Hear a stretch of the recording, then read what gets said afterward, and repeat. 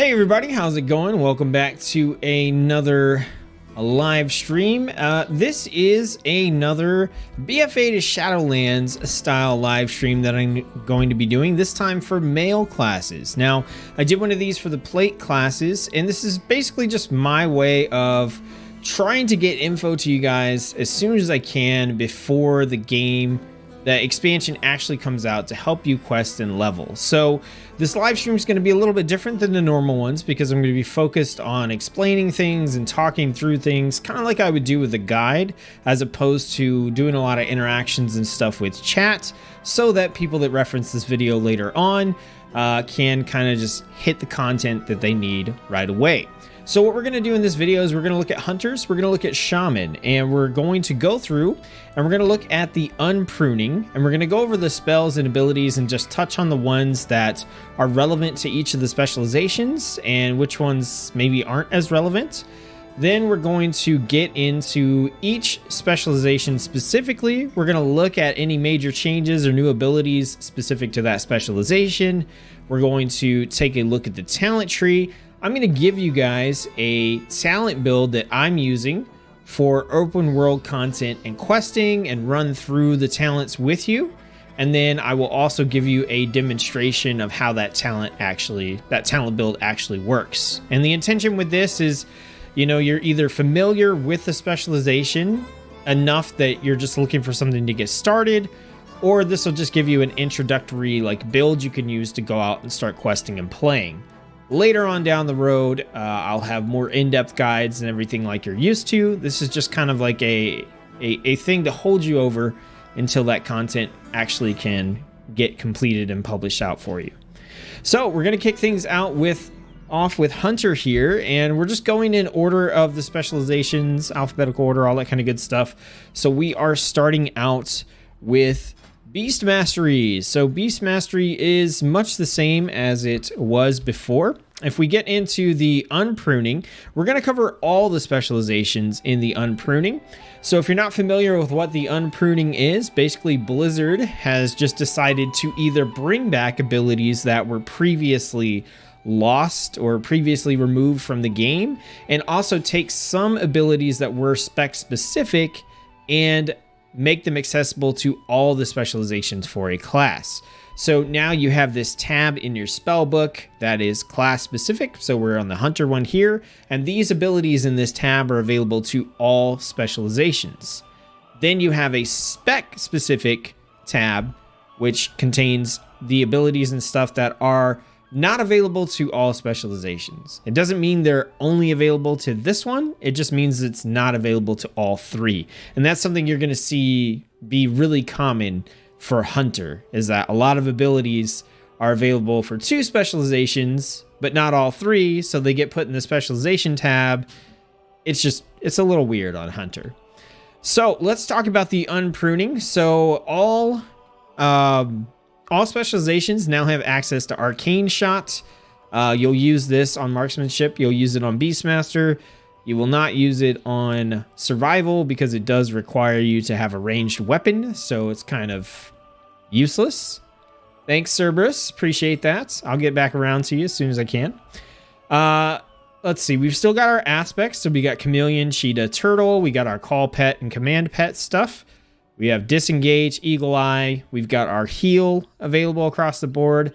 Eyes of the Beast, which is, I'm not sure if this is new or not. I never really paid attention to it, but you could take control of your pet, see through its eyes for 1 minute, and you can also, I think, oh no, that's the Torghast ability. But yeah, we got Feign Death, Fireworks Flare. We got our Traps.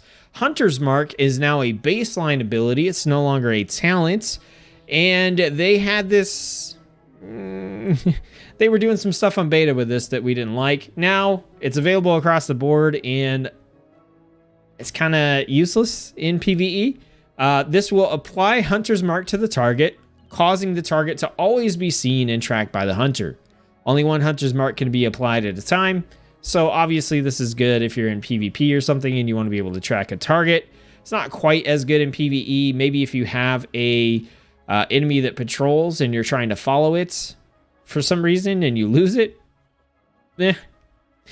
Across the board, all specializations have access to kill shot now. This is an execute ability for hunters. It's got a short cooldown, 10 seconds or so, and you attempt to finish off a target, dealing a nice chunk of damage, and you can only use this on enemies with less than 20% health. Now, even though this says kill shot, you can still use this on survival. When you switch over to your survival spec, it'll tell you it requires a two-handed melee weapon, so you can still use the execute. I'm glad they fixed that, because before it was just a range thing. It was kind of dumb. But now you're going to be able to use this execute across all your specializations. It's a really nice ability to have. I really, really enjoy this. I like it. It's a very nice addition, and it's the crux of the build that I use for Marksmanship, actually. Got our pet utilities, Play Dead. We've got Scare Beast and Tranquilizing Shot and our traps. So nothing too crazy for Hunter. The addition of Arcane Shot mainly is kind of the odd one out. Like I said, you're not going to use that on survival. And then the addition of Kill Shot is really nice across the board.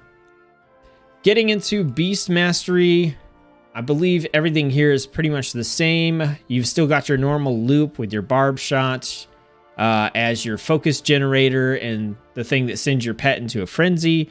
You've got Cobra Shot as a spender that reduces the cooldown of your kill command, which is your other focus spender that causes your pet to deal damage to the target.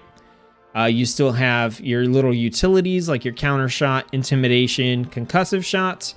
You've got your multi-shot for multi-target, and then you've got your kind of like steroid offensive spells with Aspect of the Wild and Bestial Wrath. So pretty short book here for these. We do have pack tactics on Beast Mastery now, which increases your focus generation by 100% passively. This is just to kind of help out that generation there.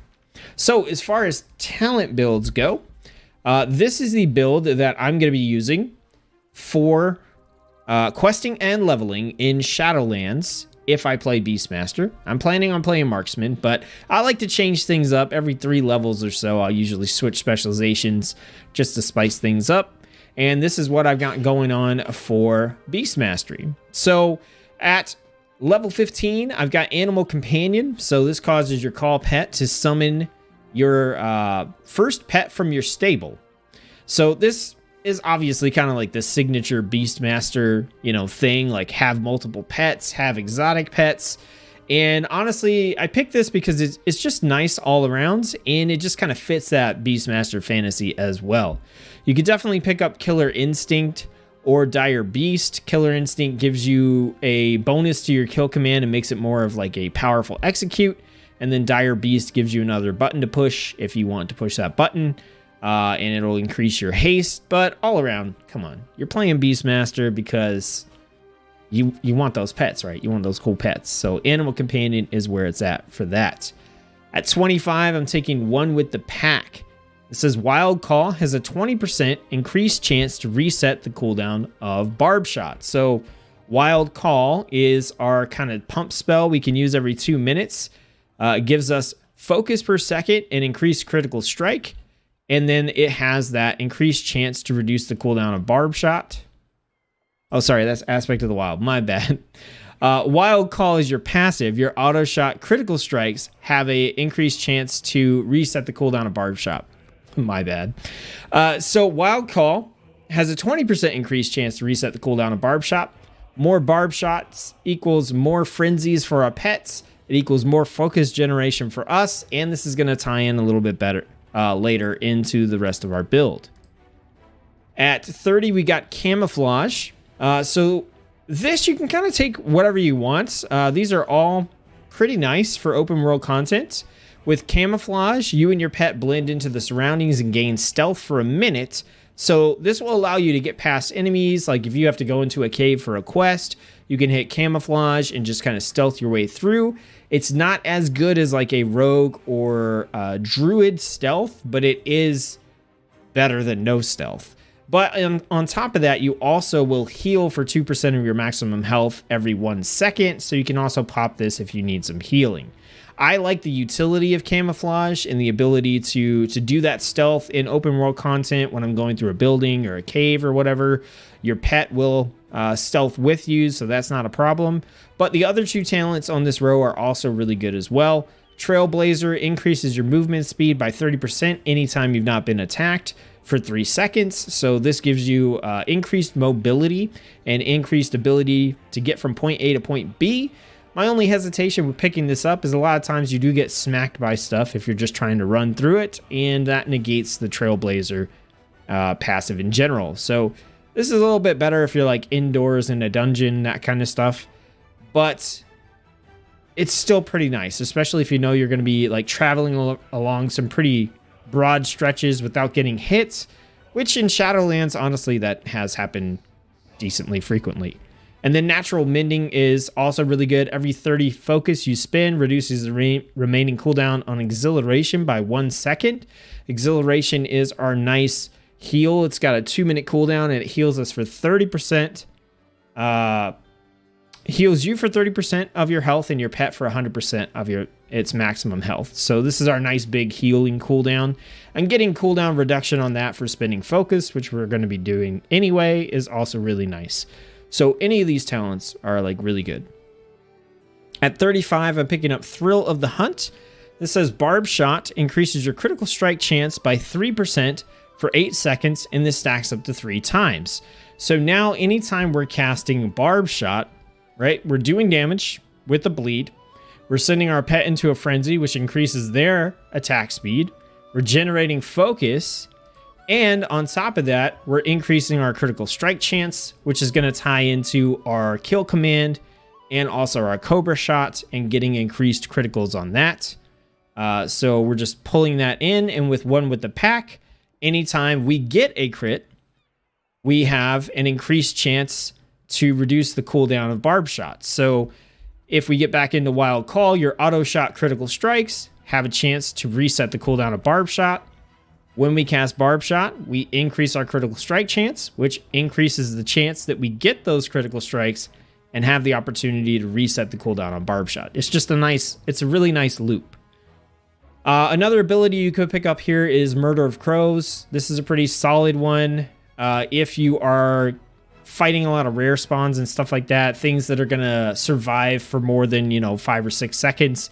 But a lot of times you're just going to like plow through things and you won't get a whole lot of use out of Murder of Crows compared to Thrill of the Hunt. At 40, I've got Born to be Wild. This reduces the cooldowns of Aspect of the Cheetah and Aspect of the Turtle by 20%. This is by far my preferred talent on this row. It reduces the cooldowns of the 2 aspects you're going to use all the time. So we have Aspect of the Cheetah. This increases our movement speed by 90% for 5 seconds and then 30% for 9 seconds. So it's 14 seconds of just increased movement speed, and being able to use that more often is just great. And then Aspect of the Turtle is our defensive one. It deflects all attacks, reduces damage you take by 30% for 8 seconds, but you can't attack. So if you're in a bad situation, Aspect of the Turtle is a great thing to push. If you're wondering about the reduces all damage you take, it doesn't clear like damage over time effects or AoE effects that you're dealing with. So that's why it says it reduces the damage.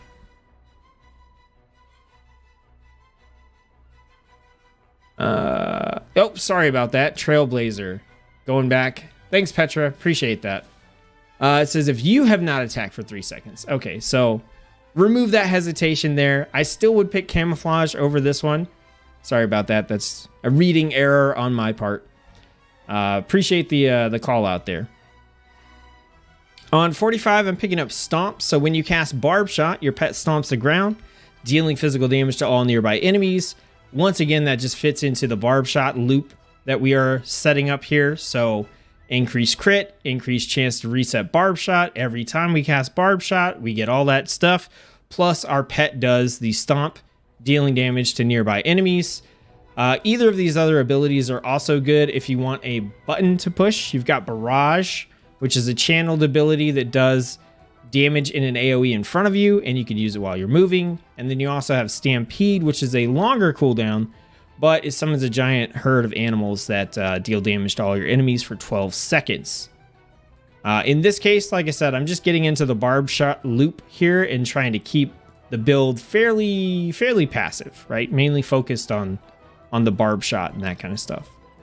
At 50, we've got Aspect of the Beast. This increases the damage and healing of your pet's abilities by 30% and increases the effectiveness of your pet's, basically your pet's ability by 50%. So depending on the type of pet you're using, you're going to increase either Predator's Thirst, Endurance Training, or Pathfinding.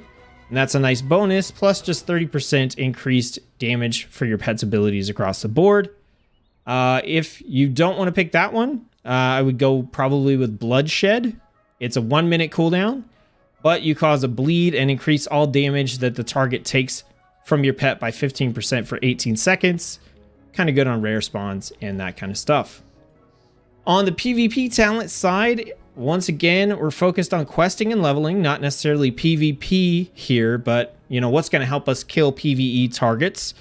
If you want, you know, actual PvP talents, then, you know, that's kind of up to you and your play style and where you feel like you need, you know, a little bit of help. But if you're just looking like, I'm going to play with war mode on because I want the XP bonus, but I'm still just going to focus on questing and leveling and killing stuff, then for Beastmaster, I've got Dire Beast Hawk.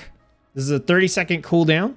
Causes a hawk to circle the target area, attacking all targets within 10 yards over the next 10 seconds. So just a nice little extra damaging ability we can use there every 30 seconds.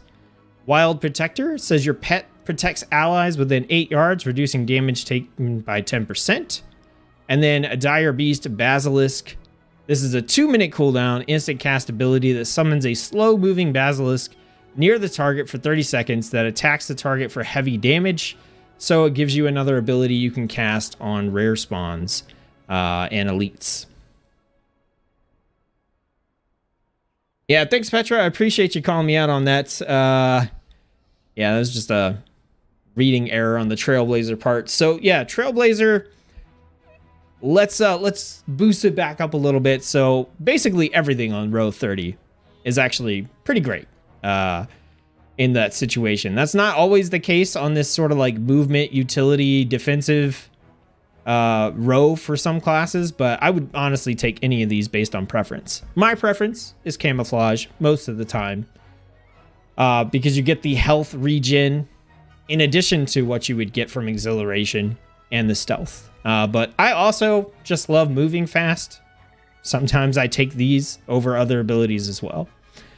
So that is the build. Now the build doesn't complicate the actual gameplay at all.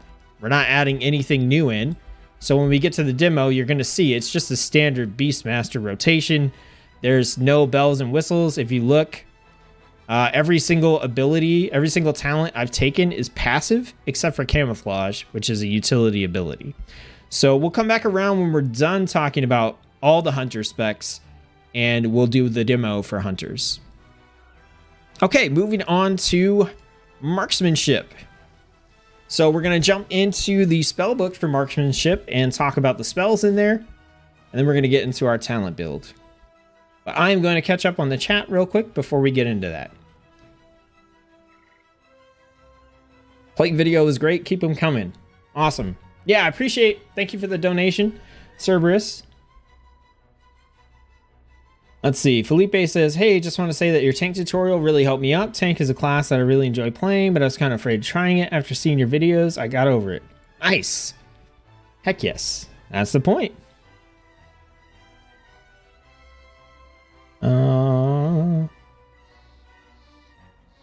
Okay.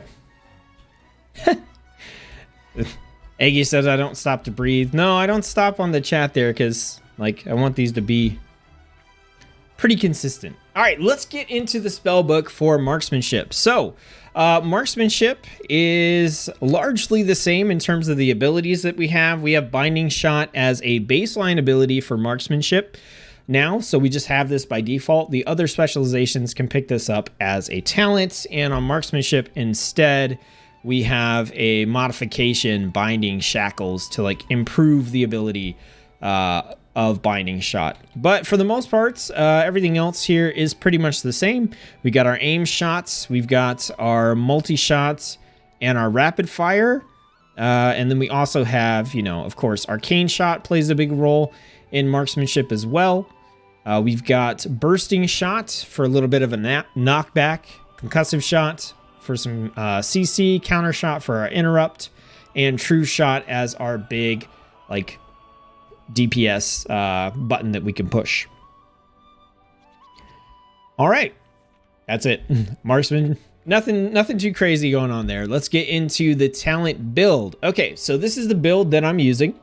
We'll go ahead and just touch on this. So at row 30, I'm using camouflage again, per preference, but anything on this row is definitely good to go. Natural mending will let you use exhilaration more often. And Trailblazer will give you 30% movement speed at all times until you attack something, and then it'll take Trailblazer off until you haven't attacked for 3 seconds. All right, so getting into the rest of the talents here, at 15, I'm taking Master Marksman. It says your ranged special attack critical strikes cause the target to bleed for an additional 15% of the damage dealt over 6 seconds. We're hoping that we crit a lot and we get this bleed. That short window on the bleed means that it will be effective most of the time on most of the things that we're fighting, more so than Murder of Crows, which is still a viable pickup if you find yourself struggling to kill things quickly. But with this build, that probably shouldn't be the case unless you're fighting a rare spawn or an elite. And then Serpent Sting is also a viable one as well. You do a little bit of damage and add a damage over time debuff to the target as well, but it's over 18 seconds. So once again, this build is all about aim shot critting the heck out of everything and just killing it really quickly. So for this build, these two particular abilities don't work that great because you don't get the full damage output for them. At 25, we got careful aim. Aim shots deal 50% bonus damage to targets who are above 70% health. So once again, we're trying to get that big initial aim shot attack and just chunk down the target's health. If it's a critical, even better because we deal even more damage and we get that nice bleed. At 35, we're picking up Steady Focus. Using Steady Shot twice in a row increases your haste by 7% for 15 seconds. The reason we're picking this up is because in order for this build to keep flowing before we hit max level and get better gear, we need to Steady Shot in between things. And so Steady Shot twice in a row is going to increase our haste. That's going to let us shoot our next aim shot even faster. And that's really kind of what this comes down to. The loop is that you are casting your aim shot. If you need to knock the target down a little bit more, you're hitting your arcane shot or your multi-shot. You're using kill shot to finish the target and then Steady Shot to get your focus back. So in that kind of like loop there, the Steady Shot increasing your haste for 15 seconds, that's actually a pretty large window, and it means that most of the time you get that haste applied to your next aim shot. So that's why we're picking up Steady Focus. Streamline is also another like valid pick here. Rapid Fire's damage is increased by 15%, and Rapid Fire also causes your next aim shot to cast 30% faster. That's totally fine. The problem that I found here is that somewhere along in the beta, Blizzard nerfed the amounts of like focus generation from Rapid Fire. So now it just makes more sense to actually cast your Steady Shot instead. On 40, we're picking up Born to be Wild again for the cooldown reduction on aspects of the cheetah and aspect of the turtle so that we can use our speed boost and our defensive aspects more often. At 45, we're picking up Deadeye. So this is kind of the crux of the build here. It says Kill Shot has 2 charges and causes aim shot to recharge 60% faster for 3 seconds. So now what we're doing is we're casting that aim shot, we're getting stuff down, we're hitting Kill Shot to finish it off with this execute ability that we have. And then our next aim shot, we get hopefully a little bit of haste on the actual cast, but on top of that, we get the recharge time reduced significantly by Deadeye.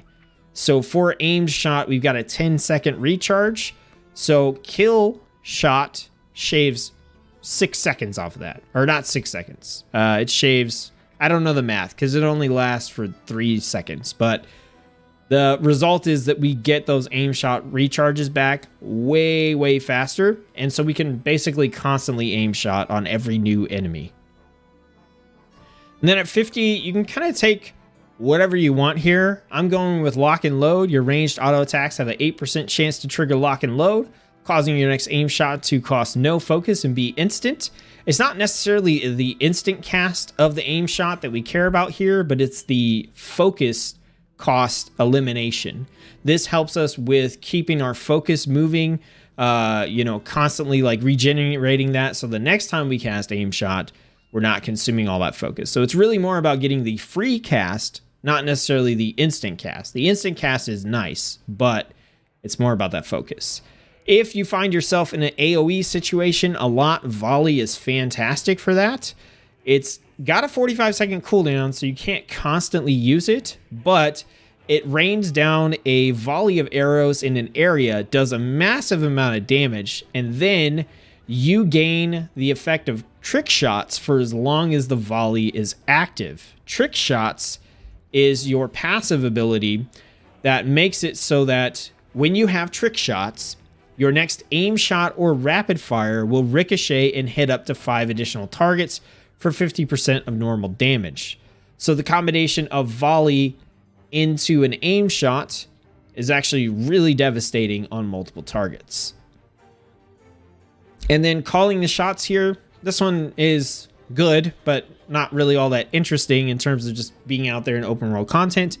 Casting arcane shot or multi-shot reduces the cooldown of true shot by 2.5 seconds. So you're going to cast a lot of arcane shots, a lot of multi-shots, and this gives you some reduction on your true shot. So that's the build. If we get into the PvP talents, we have True Shot Mastery. So this reduces the cooldown of True Shot by 20 seconds.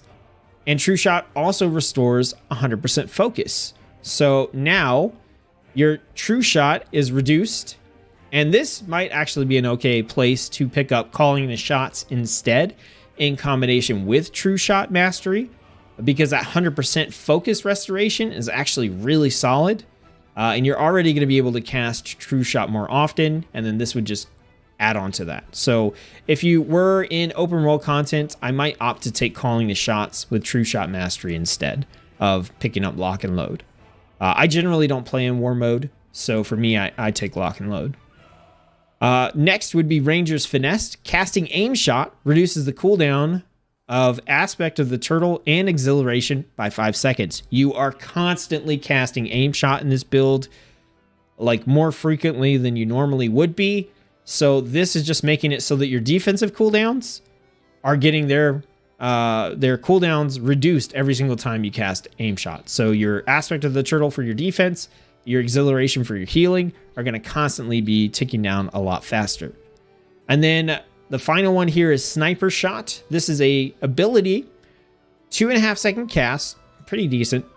40 focus cost and 10-second cooldown. You take a sniper stance, firing a well-aimed shot, dealing 20% of the target's maximum health in physical damage, and increasing the range of all shots by 40% for 6 seconds. Now, ideally, what you'll do with Sniper Shot is you'll do your aim shot first, so you get the bonus from careful aim, and then you can follow up with Sniper Shot, so you'll have a giant chunk of health taken off with aim shot, and then you'll also have 20% health taken off with Sniper Shot. Or if you're fighting, this is pretty huge. It's not that big of a deal against like a regular normal enemy, but if you're fighting like a rare spawn or an elite or something, being able to hit that like super powerful aim shot and then just eliminate 20% of health is pretty solid. So those are the PvP talents that I would pick up in that particular situation. So that is the Marksmanship build. And like I said, once we're done talking about all the Hunter builds, we'll go out and do a demo. I just realized that steady shots, I clicked the wrong thing here. There we go. Okay. Cool. All right, let's check the chat and then we're going to talk survival.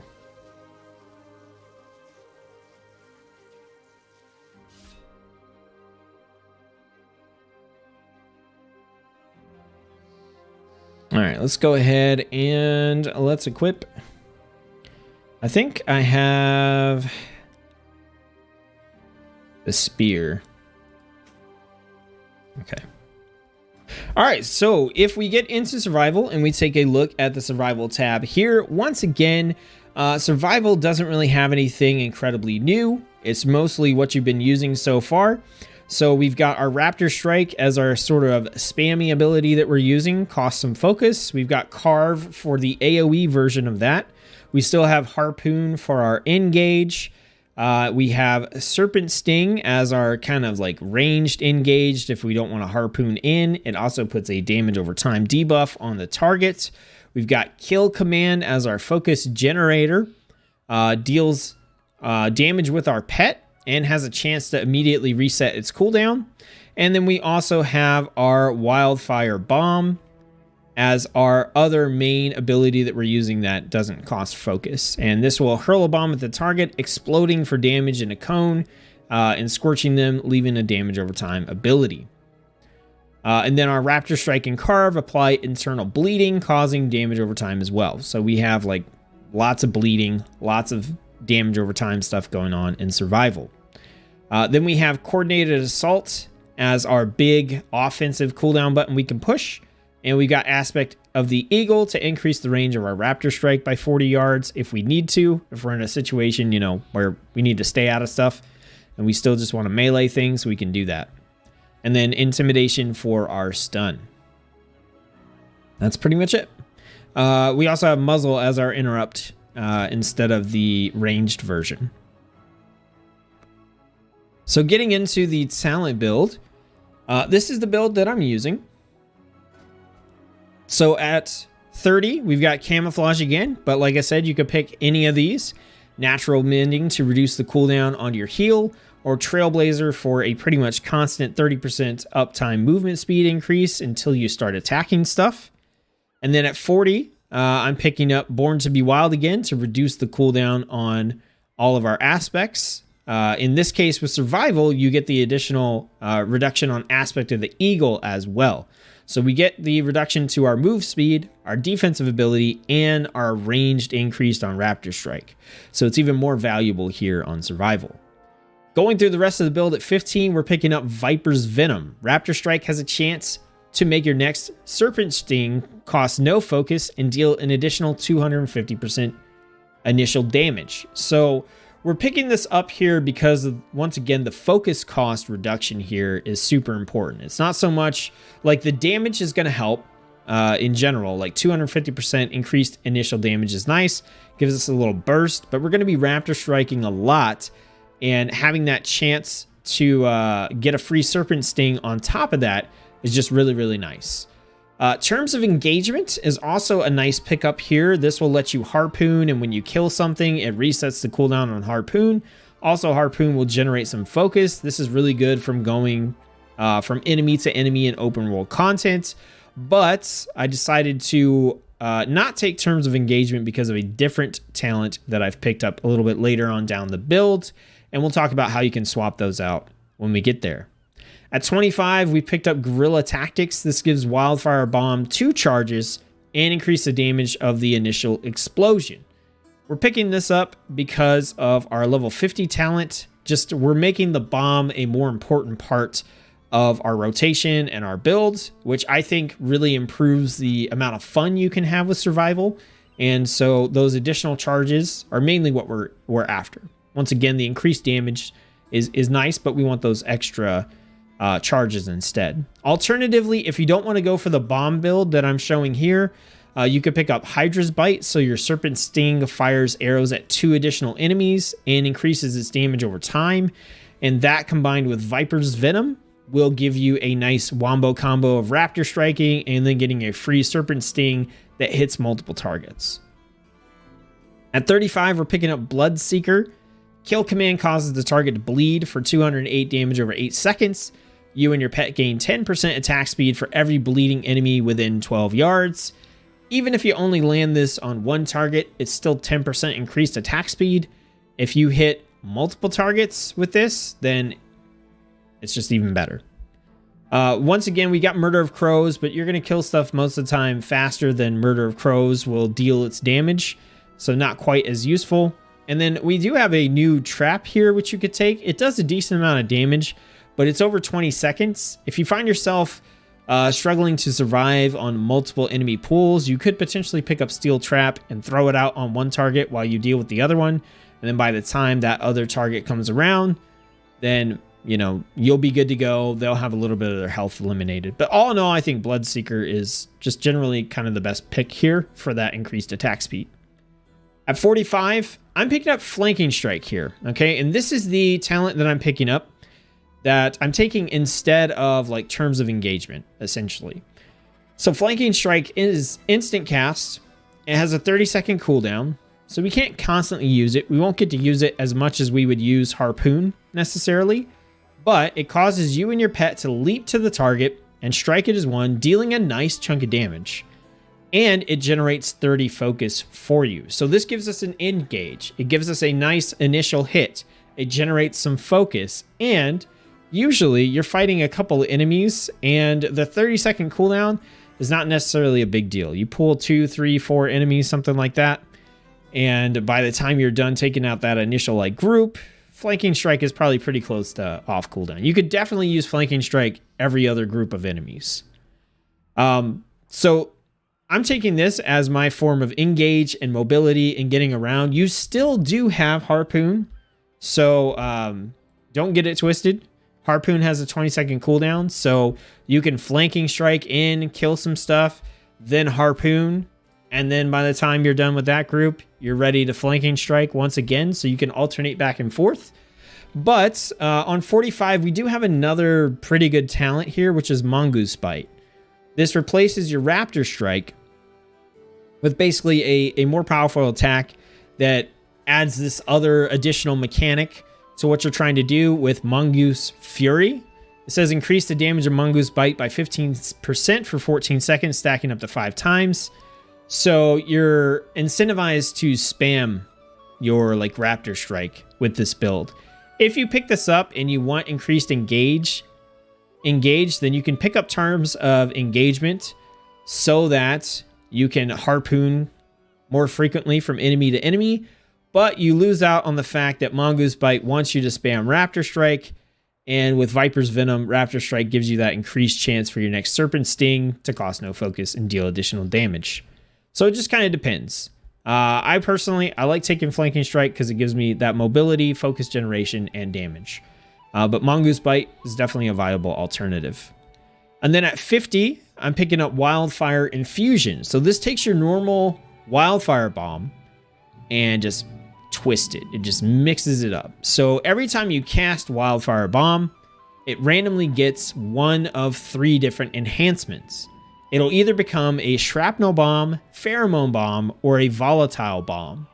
The Shrapnel Bomb hits targets and causes your Raptor Strike and Carve to apply a bleed that stacks up to 3 times. Pheromone Bomb gives your kill command a 100% chance to reset against targets that have pheromones. And then Volatile Bomb reacts violently with your poison, causing an extra explosion against enemies suffering from your Serpent Sting, and it refreshes the duration of your Serpent Sting. So what this really does is it turns your playstyle into like working around Wildfire Bomb and what type of bomb you got. If you get a Shrapnel Bomb, you hit enemies and then you spam Raptor Strike or Carve or Butchery or whatever you happen to be using so you can stack the bleed on the target and kill them.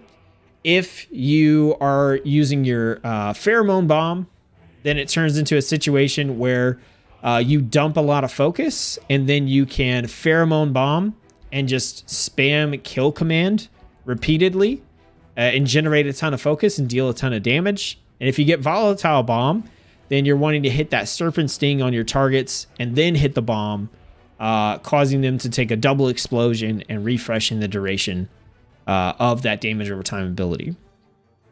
I think it just makes survival a lot more fun to play and a lot more interesting. You could take either one of the other abilities. Honestly, for simplicity's sake, if you didn't want to do the crazy Wildfire Infusion, I would just take Chakrams. It's a 20-second cooldown ability. Throw some Chakrams out. deals some damage, and comes back around, deals increased damage to your primary target. It's okay. So all in all, I actually think that survival has a lot of different ways you can work and things you can do and builds that you can do. But this is what I've chosen, right? It's very focused around constant engagement, and then playing around Wildfire Bomb. For PvP talents, we picked up Hunting Pack. This reduces the cooldown of your aspect of the cheetah by 50%. And also causes it to grant allies within 15 yards 90% movement speed for 3 seconds. Really, it just reduces the cooldown of your aspect of the cheetah by 50%. So you can go fast, a lot faster, a lot more often, which I think is a little more valuable on a melee specialization here. Because as a hunter, you can just keep pulling stuff on the other specs. But for survival, you got to run up to your targets or use a harpoon or, that kind of stuff. You have a couple ranged attacks, but then we have Mending Bandage. So this is a ability. It's channeled with a 25-second cooldown. Instantly clears all bleeds, poisons, and diseases from the target and heals for 30% damage over 6 seconds. Being attacked will stop you from using Mending Bandage. So this is something that you can cast on your pet if you need to. Your pet does a lot of work as survival. So you can swap this out with anything. There weren't a whole ton of crazy interesting PvP talents for survival. And then at the bottom we've got Survival Tactics. Feign Death removes all harmful magical effects and reduces damage taken by 99% for 1.5 seconds. So the main thing here is if you're in a bad spot and you cast Feign Death, I don't know how many times you may have cast Feign Death just to realize you had a burn or something on you, and then it immediately pops you out. Survival Tactics will remove those harmful magical effects and reduce damage taken. So you can definitely feign death when you need to. Like I said, a lot of the survival PvP talents are about surviving, not about dealing more damage. So feel free to change these up with whatever you want. These are just the ones that kind of stood out to me as the more interesting ones. All right, Petra, catch you later. The VOD will be up for sure, so feel free to check it out. Did I miss Beastmaster? Yes, I did Beastmaster first, but I'm just about to go and do the Hunter demos. So you'll get to see the demonstrations of the builds here in just a second. So we're going to head over here and we're going to just showcase kind of what we're doing with each of the builds here. Gotta swim. So all in all, I actually think that Hunter ends up being like pretty fun. Not a lot of changes across the board. This is gonna drive me nuts. Can you just let me get on the dock? Let's go. Okay, there we go. So not a lot of changes with Hunter across the board, but I don't know, still seems fun. Okay, so we'll go ahead and we're gonna jump back. We're gonna do these in order again. So we're gonna start off with Beastmaster. Now, my pets are kind of dumb. I don't have cool exotic pets or anything like that, so we're just going to have to deal with what I have. So let's go. We'll summon my spirit beast. You do not have a pet to summon. Why do I not have a pet to summon? What is wrong with you? Okay. Let me see if that's just a bug. Okay, yeah, this is just a bug. Okay, so Beastmaster. If we jump back in real quick and we look at the build, so basically all we're doing is the standard sort of rotation here, with an emphasis on trying to cast Barb Shop like whenever we can. Okay, so we can open up usually with our kill command. So our pets are going to charge in. That's going to take some of our focus. And then we can run that into a barb shot. Oh, and make sure I have a weapon equipped that I can actually use. So we can kill command into our barb shot if we like. We don't really have anything else that we really need to use. All of our big offensive abilities have long cooldowns. But then we're going to get into this loop where essentially after we barb shots, we're going to get our increased crit. When we barb shot, we're going to get our stomp.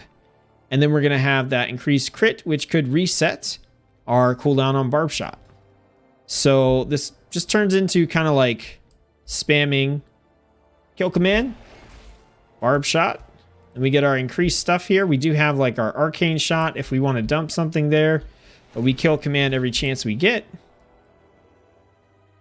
And then if our kill command's on cooldown, we can throw out a barb shot, kill command, dump with some arcane shot here.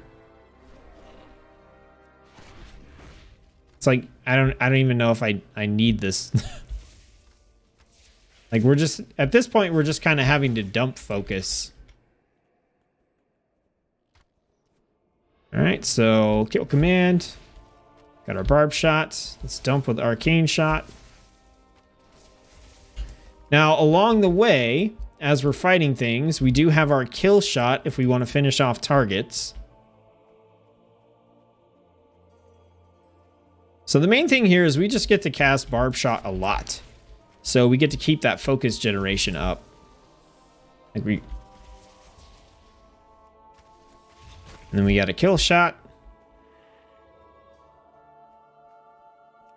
Kill command, barb shot. We can dump with our arcane shot.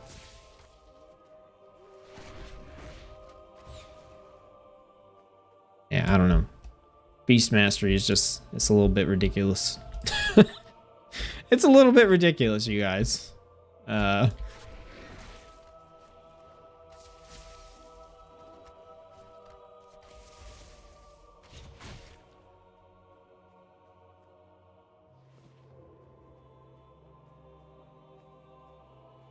Yeah, pretty standard stuff. The Beast Mastery rotation is just not it's not anything too crazy.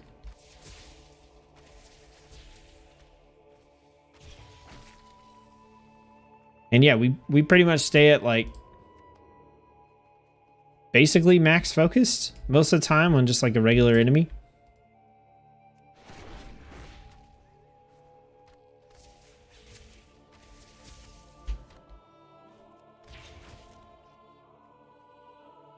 So that's what you do with Beast Mastery. So next we're going to demo Marksman and see what that build looks like. And keep in mind, like these builds, like I said, they're made for open world questing and leveling. They're not made for like sustained damage on a dungeon boss or anything like that. So they're supposed to work like this, right? They're supposed to work where you can just kill an enemy real quick and go to the next one and stay in that loop like pretty frequently. So let's switch over to Marksmanship and we'll show off this build. Hopefully aim shot doesn't just annihilate everything here and make it pointless. But that might happen. Okay, so for Marksman, I actually am using no pet. So I am using the Lone Wolf passive. It increases your damage by 10% when you don't have a pet. The 10% damage reduction from adding a pet is totally fine. If you want to play with a pet, play with a pet. There are some situations where I want to play with a pet because I need a tank. But in general, I kind of like just going on my own. You know, it makes Marksmanship a little bit different. So remember, in this build, what we're trying to do is we're trying to cast Aim Shot. That's going to do a big chunk of the target's health. And then we're going to use our Arcane Shots because those are going to be buffed thanks to our Precise Shots. Your Aim Shot causes your next 1 to 2 Arcane Shots to deal 75% more damage. And the whole goal is just to get the target below 20% health so that we can cast Kill Shot and finish them off, which is going to recharge our Aim Shot faster. And then we're going to be able to use this on like every single enemy that we fight.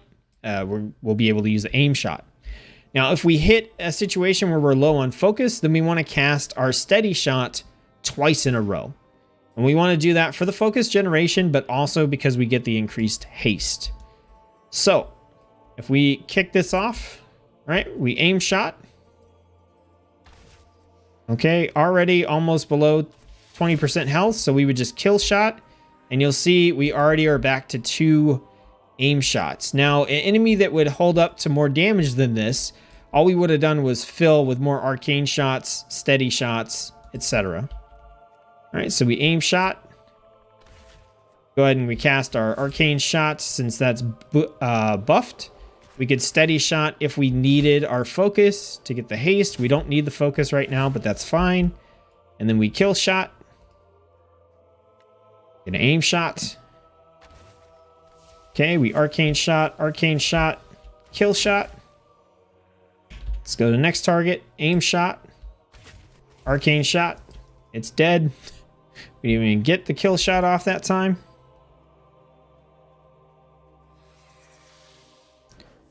All right, we can aim shot again, kill shot, aim shot, arcane shot, kill shot. Oh. Okay, so we're out of focus. So we get the double steady shots, and then that way when we cast our aim shot, we've got the increased haste. Arcane shots. Good to go. Aim shot. Arcane shot. Kill shot. Now, like I said, you would, on something with a little more health, you could repeat aim shot if you needed to. You could steady shot to get some focus back or just to do some damage. And you also do still have your rapid fire available. Aim shot, arcane shot, kill shot. I love this loop. It actually like makes you feel like a sniper for once. Aim shot. So here we need some focus generation. So you see how smooth it is? You can just take the time to do like a steady shot if you need to, instead of going right into the aim shot stuff. Like if you need to spend an enemy regenerating some focus, you totally can. And that's pretty much it. That's how the build is supposed to work. Just constantly snipe things. It looks like, I don't know, on average we're getting 40% off a health bar on a non-crit.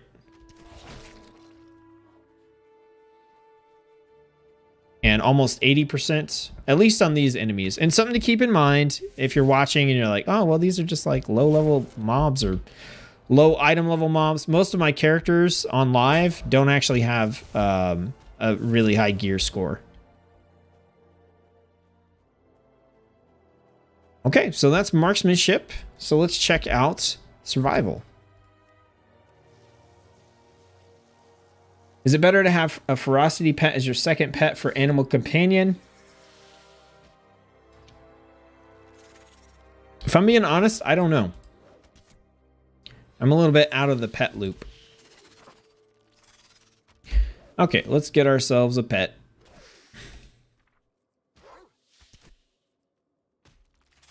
I haven't... Which one do I want? We'll do Spirit Beast. Oh, it's an exotic. Gotcha. We'll go for my classic ox. All right, so this is going to take just a second because I need to equip a two-handed weapon. Okay, cool. Let's go ahead and use our heal. We'll get healed up all the way. And then let's equip our two-handed weapon, and we're good to go. Okay, so with survival, everything is focused around our wildfire bomb, right? So if we look right now, I have shrapnel bomb, and this will change. If it's red, then it'll be the pheromone bomb, and if it's green, it'll be the volatile bomb. So you can just look at the color and know what is coming up. So I know shrapnel bomb, that's going to make my raptor strike and my carve apply a bleed. So when I cast the bomb, I want to go ahead and spam my raptor strikes, or carve if I'm in a multi-target situation. I'm not worried about casting Serpent Sting initially because I want to try to get the proc from Viper's Venom to be able to cast it for free. So unless I just want to pull something most of the time, I'm not going to cast Serpent Sting. I'm going to just engage some other way. And then outside of that, we are just engaging with either Flanking Strike or Harpoon. So if we go in, I've got Flanking Strike. So we can engage with that. We can cast our Shrapnel Bomb and then start spamming our Raptor Strikes. Target's dead. Our next bomb is going to be Volatile Bomb. So this is the one that if we have a Serpent Sting on a target, it's going to deal a double explosion. So then we would find a target. This would be a case where I would probably start with Serpent Sting. And then I could just double bomb, start spamming Raptor Strike again. I have Kill Shot. It's kind of weird that it's called Kill Shot on survival, but that's what it is. Okay, so we've got Flanking Strike again. So we can Flanking Strike in. We've got the Shrapnel Bomb. So we spam Raptor Strike to stack up the bleeds. We got our Kill Shots. Good to go. Our next bomb is going to be Pheromone Bomb. Pheromone Bomb is not quite as useful in the open world unless you are fighting a target with a lot of health. The reason for that is if you dump your focus into a target, then a lot of times you are actually just going to kill the target and not get the use out of Pheromone Bomb. All right, we got Shrapnel Bomb. Kill Shot. All right, our next bomb is going to be Volatile Bomb. Oops. We hit him with the Volatile Bomb. Raptor Strike spam again. Kill Shot. I love the addition of Kill Shot. They added a lot of executes in Shadowlands, and I think they just make the rotations feel a lot better. Let's go over here. All right, we got multiple targets here. We've got a Pheromone Bomb, so we can actually, let's dump a bunch into Raptor Strike just to show this, and then Pheromone Bomb, and then we can just kill command spam on this thing and just regenerate a ton of focus. Now I'm capped on focus and technically should spend it, but I just wanted to show you like how many times you can cast kill command when you have Pheromone Bomb actually active. All right, so our next bomb is going to be Volatile Bomb. So maybe we get that. Flanking Strike. Volatile Bomb. We can go into Carve. We got Shrapnel Bomb. That's going to make our Raptor Strikes deal increased damage. Or stack the bleed.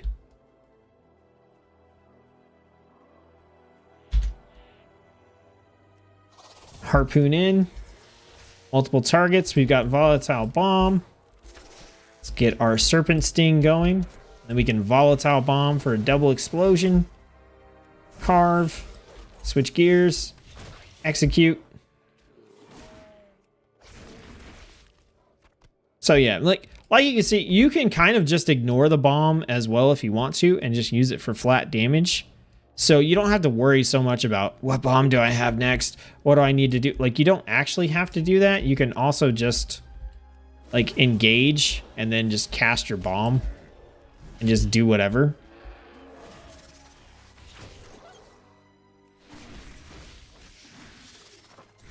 But it's just nice to add the bomb into the loop. And that's pretty much it. That's Hunter. Those are the builds that I'm using. It's going to be a little harder to kill stuff in Shadowlands, but that's, you know, perfectly fine.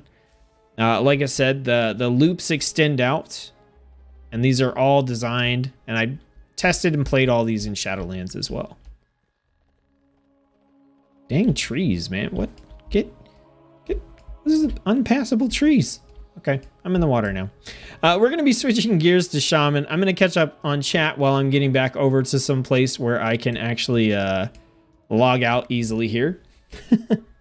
Hawk says, thanks for the video. Have to head out. All right, thanks for tuning in. Appreciate it. Catch you later.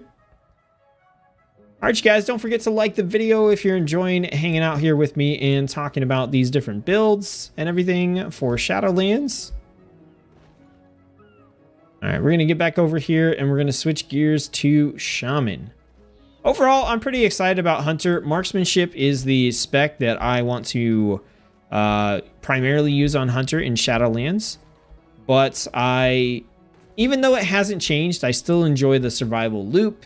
And Beastmaster is really good if you just want to go out and kill stuff and put on a podcast. Like, you know, and you can spice up Beastmaster as well by picking some of the more active talents and not going for like such a passive build like what I've put on here. Okay. let's switch gears.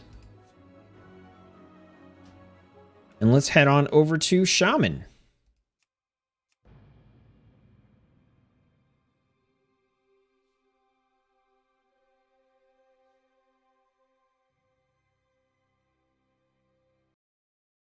All right, so we're going to do the same thing on Shaman. We are going to first touch on the unpruning.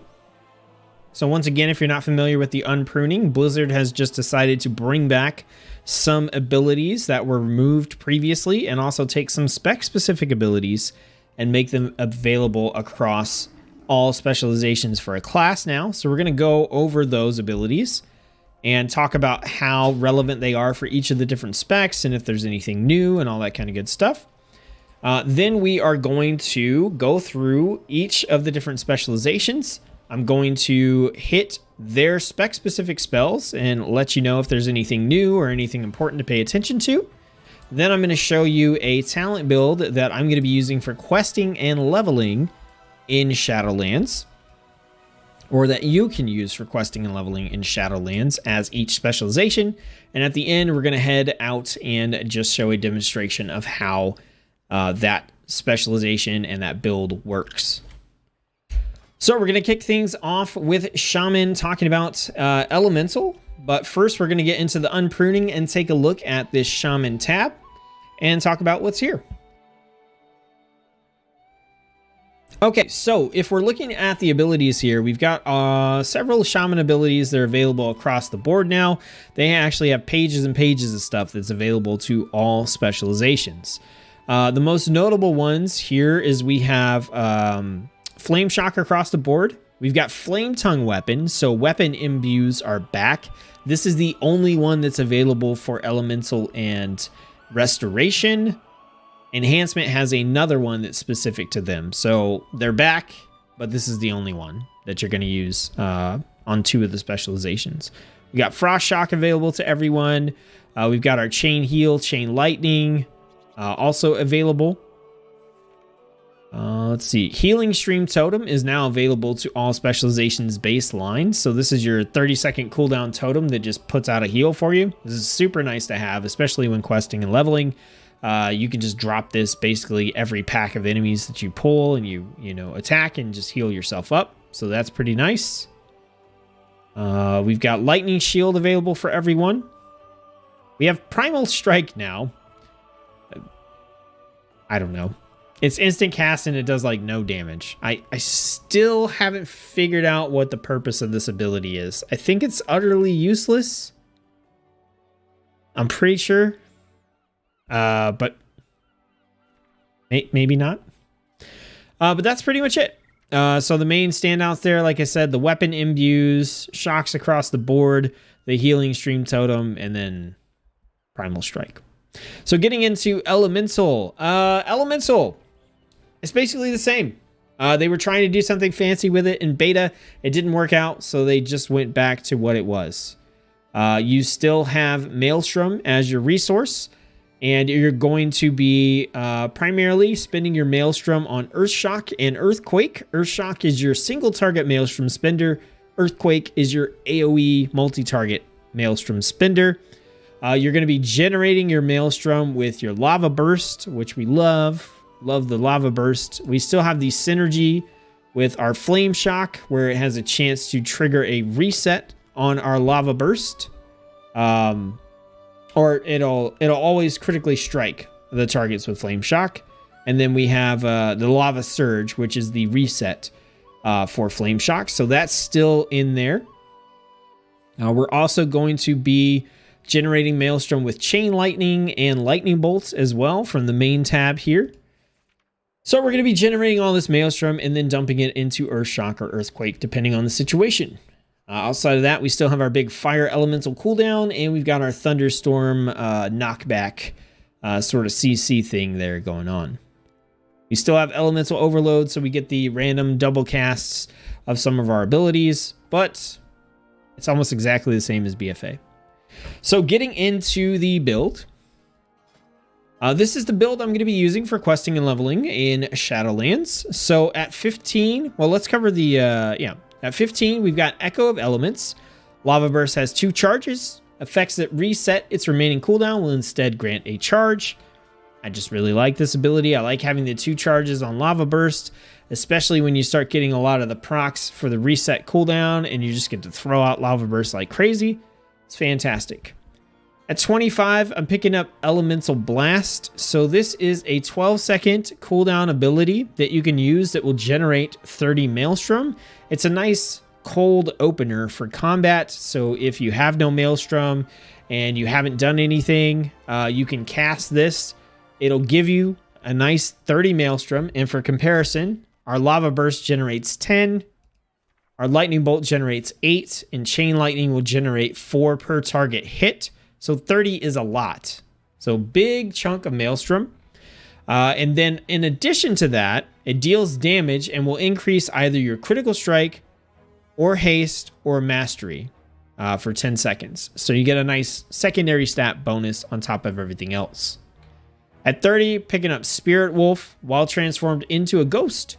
You gain 5% increased movement speed and 5% damage reduction every 1 second, stacking up to 4 times. We're basically taking this for faster travel as a ghost wolf. You're welcome to pick up any of the other abilities here as well. Static Charge, you won't necessarily get a ton of use out of this. It's fantastic for dungeons and raids and stuff, but open world content, it's not as exciting. And then Earth Shield is okay, but you can only have one of your elemental shields active at a time. And we generally want to have Lightning Shield up instead of Earth Shield. So that's why we're taking Spirit Wolf. At 35, we're taking Master of the Elements. Casting our Lava Burst increases the damage of your next Nature, Physical, or Frost spell by 20%. So we're going to cast Lava Burst, and then we're usually going to follow that up with a Lightning Bolt or a Chain Lightning or something. So this just gives us increased damage on those abilities. You're welcome to pick up Storm Elemental. It's just a pumped up version of Fire Elemental. And you could also take the Liquid Magma Totem if you want. I'm just partial to abilities that happen more frequently rather than abilities that only happen every 1, 2, 3 minutes. At 40, we're picking up Nature's Guardian. When your health is brought below 35%, you instantly heal for 20% of your maximum health. This is fine, mainly once again taking this because the alternate talents on this row are not as appealing in open world content. We have Ancestral Guidance, a 2-minute cooldown that converts 25% of your damage into healing to healing on up to 3 nearby injured party or raid members. You know, you're just going to be single target healing yourself for the most parts. If you're playing with a bunch of buddies out there in a 5-man team questing, and then Wind Rush Totem. Once again, you summon a totem at a location for 15 seconds, which grants allies who pass within it 60% increased movement speed. Again, not really like a cooldown you're going to be using a lot in the open world. So this talent row overall is just kind of unappealing for open world content, but Nature's Guardian is by far the most appealing because if you get yourself into a oops situation, you have a backup plan. 45, we're taking Surge of Power. So you can take whatever you want on this this row, honestly. Surge of Power makes it so that when you cast your Earth Shock, which is your single target Maelstrom Spender, your next spell cast within the next 15 seconds has a bonus effect. So your Flame Shock will apply Flame Shock to an additional target within 8 yards of your target. So you can Earth Shock and then Flame Shock 2 targets at the same time. Your Lightning Bolt will cause an additional 1 to 3 elemental overloads. So you can Earth Shock and then just hit with a really chunky Lightning Bolt. Your Lava Burst will reduce the cooldown of your Fire Elemental by 6 seconds. And your Frost Shock will freeze the target in place for 6 seconds. So out of all these, I think generally following up with a Lightning Bolt that just hits hard as hell is a really nice option here. But if you're in a situation where you need some crowd control, that Frost Shock freeze for 6 seconds can help you gain that. Help you gain some valuable time to cast some heals on yourself. And then if you are in a situation where you're fighting like 5 or 6 things and you Earth Shock and then you Flame Shock and you can multi-dot that easily, then that's also nice. So all around, I think if you keep in mind what Surge of Power can do, and you use it according to the situation, it's a really nice talent pickup here. Primal Elementalist makes your elementals more powerful and lets you control them. Not my favorite here because the cooldown on elementals is so high, but Ice Fury is a nice alternative. It's a 30-second cooldown. It does some frost damage and makes your next 4 frost shocks deal 300% increased damage and generate 8 Maelstrom. And it also generates 25 Maelstrom by itself. So if you don't want to keep in mind like, Surge of Power does this and this and this, and you just kind of want to get rid of that, I would pick up Ice Fury and just use this and know Ice Fury, Frost Shock, Frost Shock, Frost Shock, Frost Shock. The Ice Fury is a buff. It does eventually drop off of you, so you want to make sure you cast your Frost Shocks within that time. But this combo, Ice Fury into a bunch of Frost Shocks, will get you up to a nice Earth Shock as well. So you can pick that up. At 50, we're picking up Stormkeeper. This is a 1-minute cooldown ability that we can use. It says charge yourself with lightning, causing your next 2 lightning bolts to deal 150% more damage. Also causes your next 2 lightning bolts or chain lightnings to be instant cast and trigger an elemental overload on every target.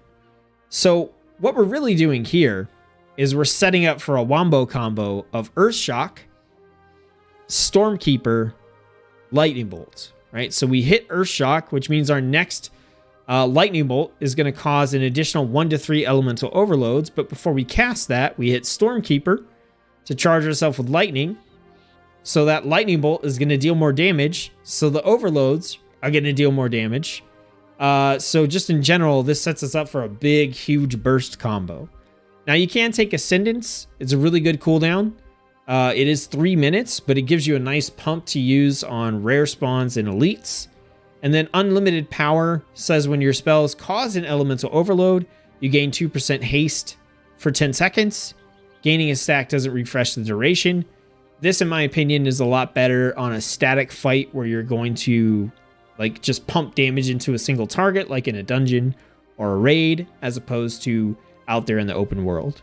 It is something that is relatively constant, so if you want to set and forget it sort of ability, you could pick this one up. But in general, I like the idea of being able to set up this big burst combo, especially considering Stormkeeper will also work on Chain Lightning. So you don't necessarily have to use your Surge of Power combo with Stormkeeper in a multi-target situation, but you can just pump out a lot more damage in an AoE situation as well. For PvP talents, we've got Elemental Attunement. This increases your maximum Maelstrom by 50, so you have to worry less about capping on Maelstrom. We've got Lightning Lasso. So this is a instant cast ability with a 30-second cooldown. It grips a target in lightning, stunning them and dealing 2,300 damage over 5 seconds. So that's huge. That's a ton of damage, and that's a 5-second stun that you can use every 30 seconds. It's insane. It's really, really good, in my opinion. And then we have Spectral Recovery. While in Ghost Wolf, you heal for 3% of your health every 2 seconds. And this increases the movement speed of Ghost Wolf by an additional 10%. So you just go fast, fast, fast on Ghost Wolf. And this can help you with sustain between enemies as well with the healing that you get every 2 seconds. You can definitely swap this one out with something else that's a little bit more appealing if you want, as this is much more of like a utility pickup than an actual damage output one. So as far as like how this all affects the rotation, honestly, it's not all that crazy. We already talked about the interactions with Surge of Power and the combos that you could do with Stormkeeper.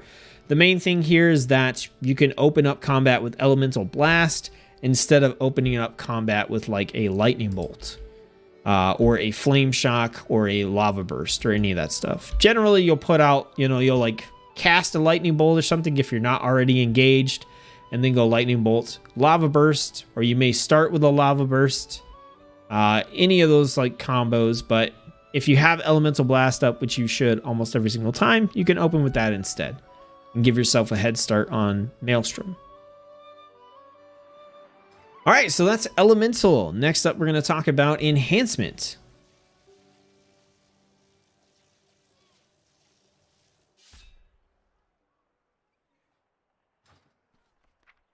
All right, enhancement is all kinds of weird now. And being candid, I'm not crazy about the changes that were made to enhancements, and I feel like they're kind of limited on the amount of fun. I think out of all the classes and specializations that got touched in Shadowlands, I think enhancement kind of got the worst end of the stick. But they did work out some stuff, and it's not like awful. I don't think it reached the heights that it could have. But that aside, if we get into the enhancement spells tab here, you're going to see a lot of similar stuff.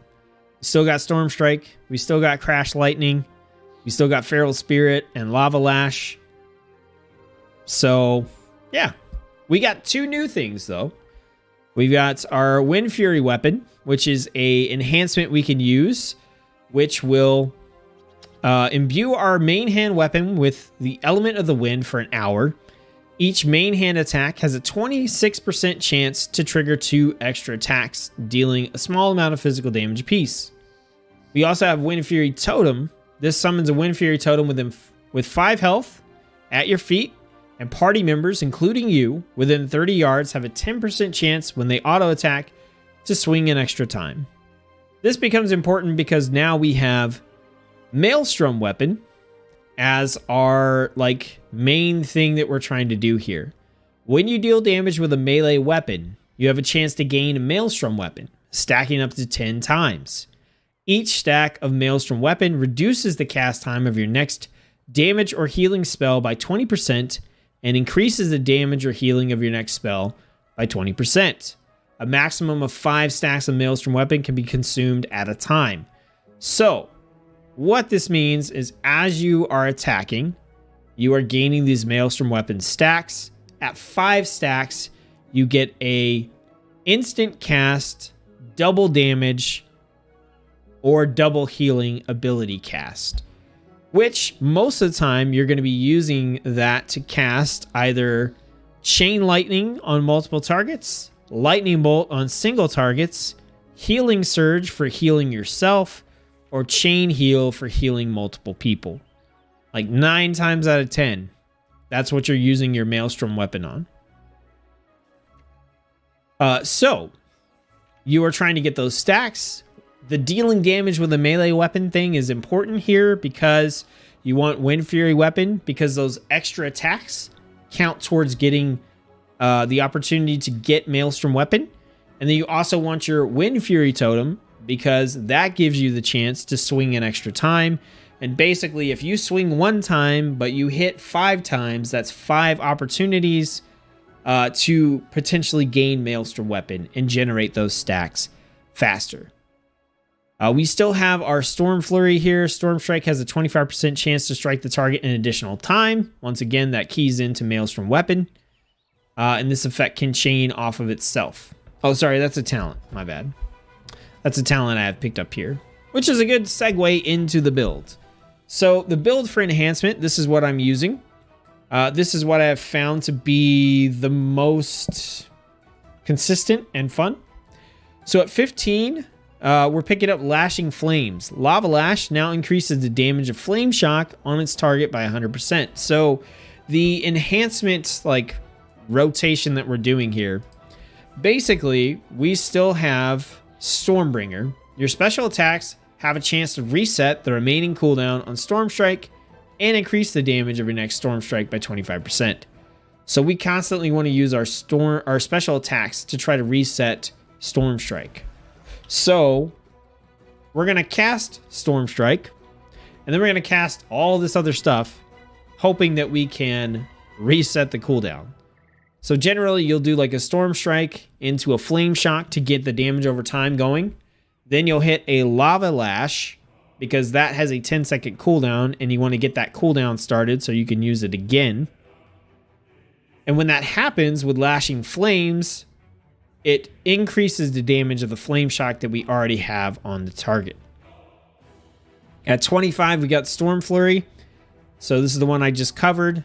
Storm Strike has a 25% chance to hit an extra time at a small reduction of damage, and the effect can chain off of itself. So when you Storm Strike, if you get the second hit, that counts as a Storm Strike hit, and it has a 25% chance for you to cast an additional Storm Strike, and that can just chain. And the key thing here is hitting the target multiple times, trying to get Maelstrom stacks. So this helps with that. That takes Storm Strike from an ability that just hits the target to one that hits the target, does extra damage, and gives us way more chances to generate Maelstrom weapon. At 30, we're picking up Spirit Wolf again for the same reasons as Elemental. Increased movement speed, just getting around from place to place. Once again, you can only have one Elemental shield up. We're going to have Lightning Shield instead of Earth Shield. And Static Charge, while being really good in dungeons and raids and Mythic Plus and that kind of stuff, is not as useful in open world content. 35, we're picking up Elemental Assault. Storm Strike damage is increased by 15%, and Storm Strike now generates 1 stack of Maelstrom weapon. Okay, so there's multiple things going on here. Okay, we get increased damage on Storm Strike. That's all well and good.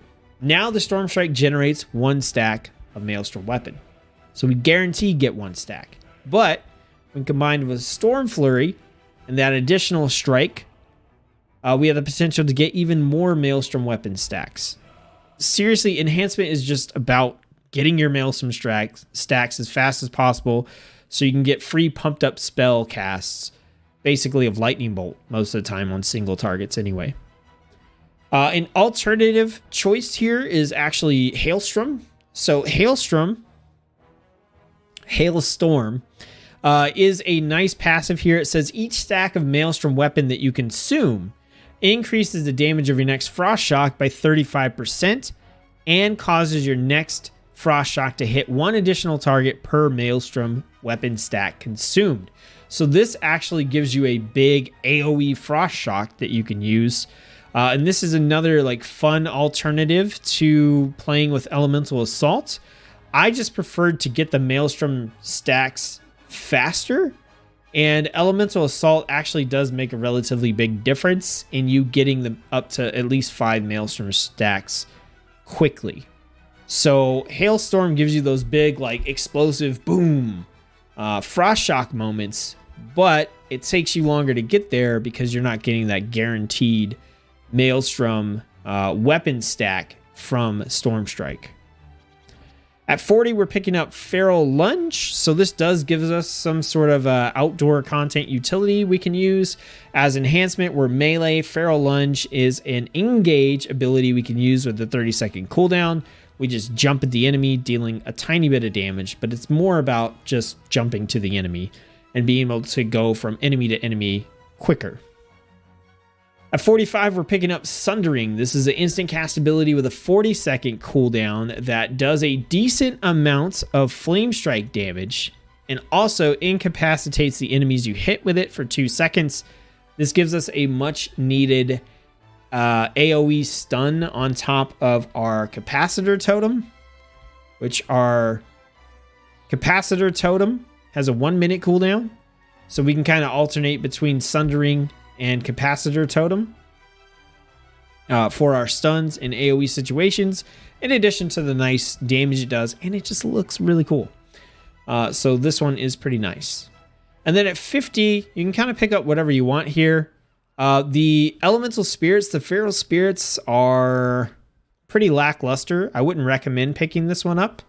Ascendance, once again, is a nice big cooldown you could pop on rare spawns and elites. But I'm going with Earthen Strike. It's a 20-second cooldown ability.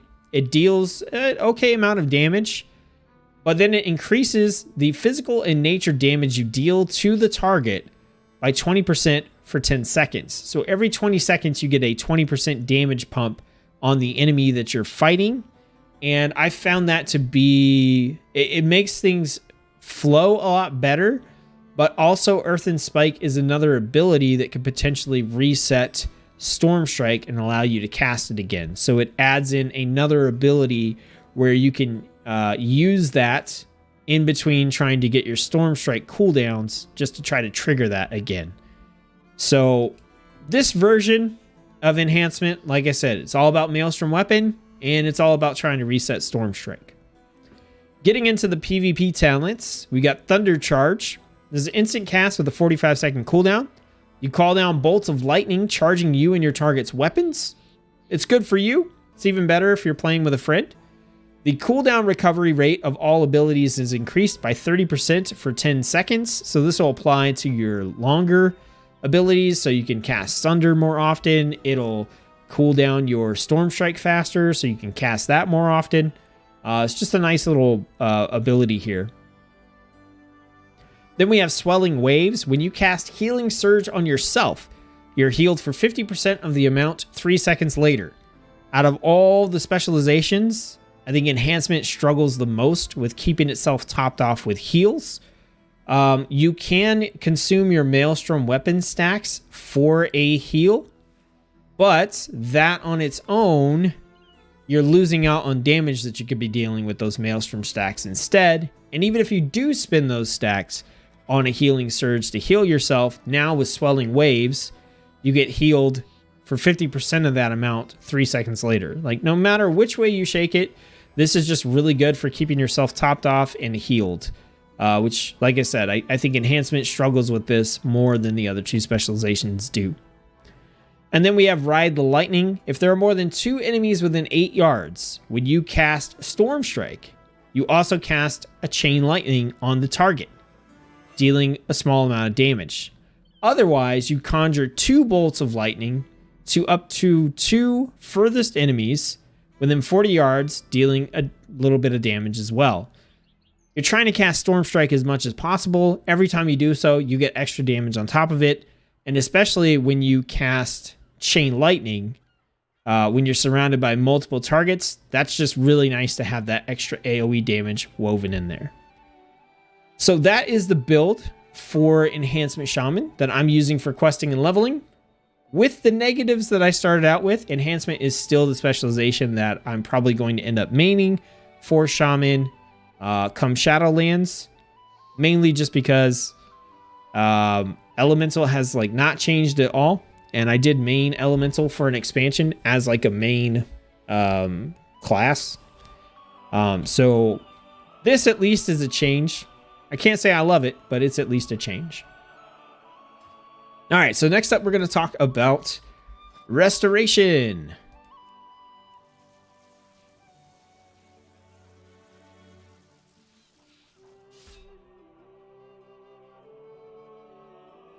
Okay, so this is the first healer we're covering in these sorts of streams.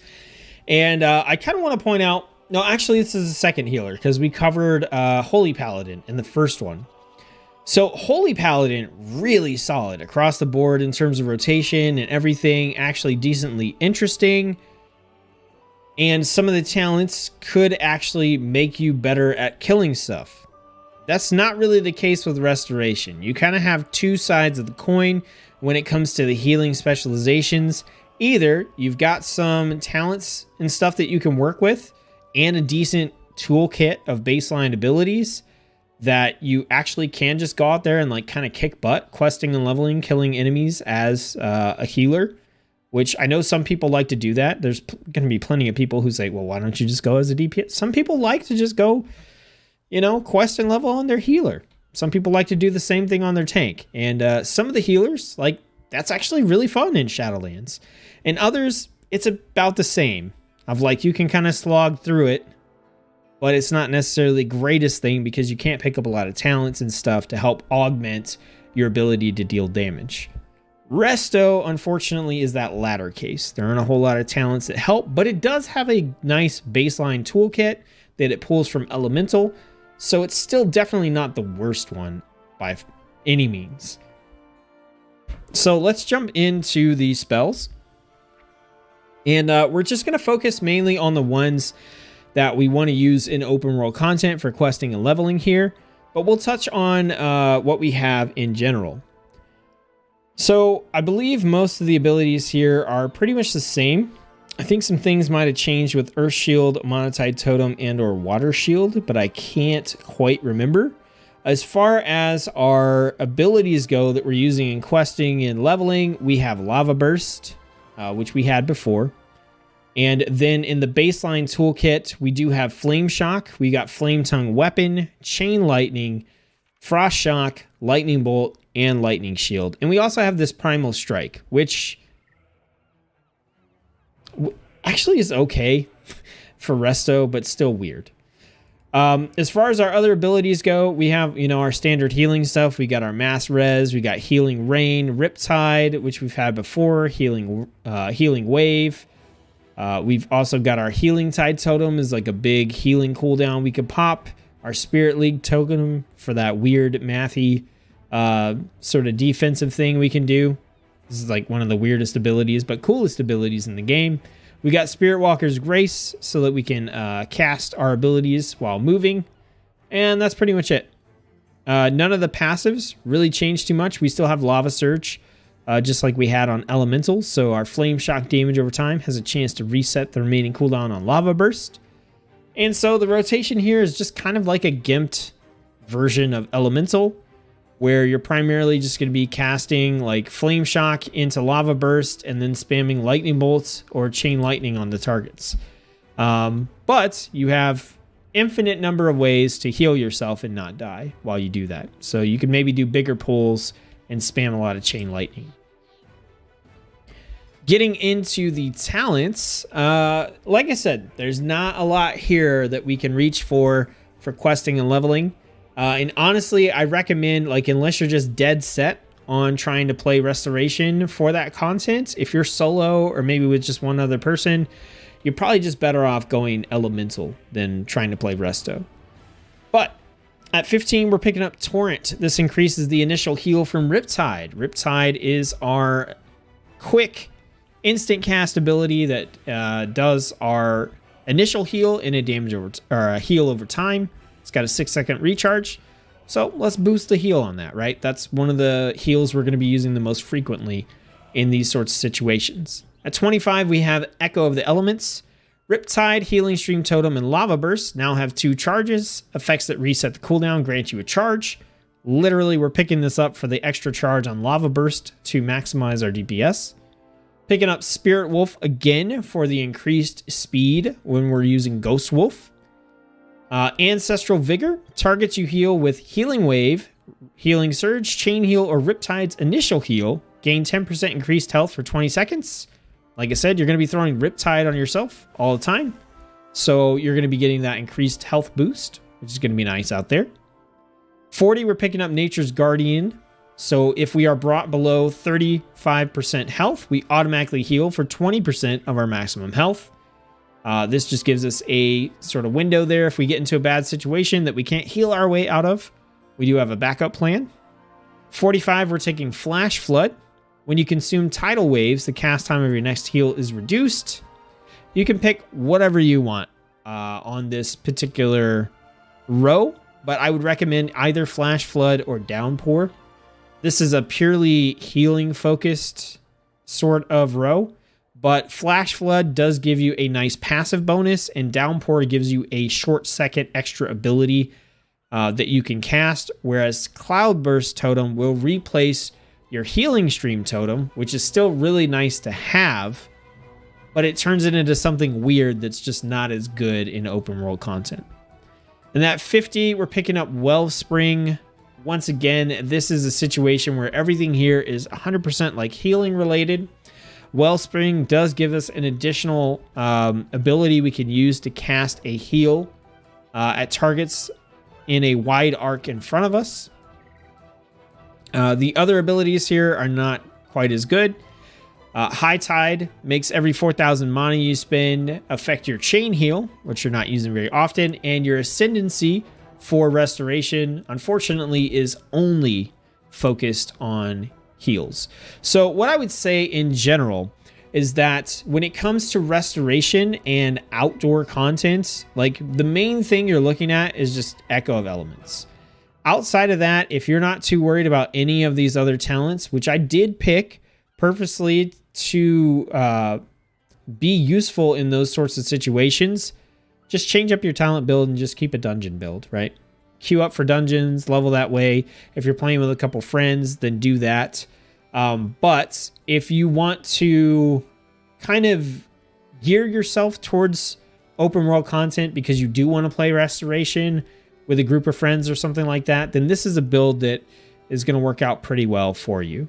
Just know that the main thing here is just make sure you have Echo of Elements to help with your DPS, and everything else you can kind of change up as you need to. For PvP talents, we do have Counter-Strike Totem, which is an interesting way to kind of deal some crazy DPS. This is instant cast with a 45-second cooldown. It summons an air totem at your feet for 15 seconds. Whenever enemies within 20 yards deal direct damage, the totem deals 100% of the damage dealt back to the attacker. So this is interesting in the sense that you could basically kind of like grab a group of enemies, drop Counter-Strike Totem, and then just heal yourself. And as they wail on you, all that damage is going back to them. I think this would be kind of fun to do on a Restoration Shaman. So I do think this would be a fun PvP talent to pick up with open world questing in mind. We have Spectral Recovery. So you heal for 3% while you're in Ghost Wolf, and it increases the speed. Once again, just a nice utility pickup here. Feel free to swap this out if you want to. And, most of the PvP talents for Resto are going to be healing focused or utility focused, which makes total sense for PvP. But we're just trying to find the stuff that can help us if we're, in war mode, but still just want to quest and level. So then the last one here is Grounding Totem. This is an instant cast with a 30-second cooldown. Summons an air totem at your feet, and it'll redirect all harmful spells cast on nearby party or raid members to itself. So basically you can just drop this and eat up spells if you want to. If you're fighting some casters or anything like that, then you can grab this. Once again, swap these out for whatever you want. I think the main one here is Counter-Strike Totem. Actually could be a pretty significant like DPS cooldown if you play it correctly. Okay. So we are going to head out and do our little demo. And I'm not going to swim through the water this time. I'm going to take this other route over here.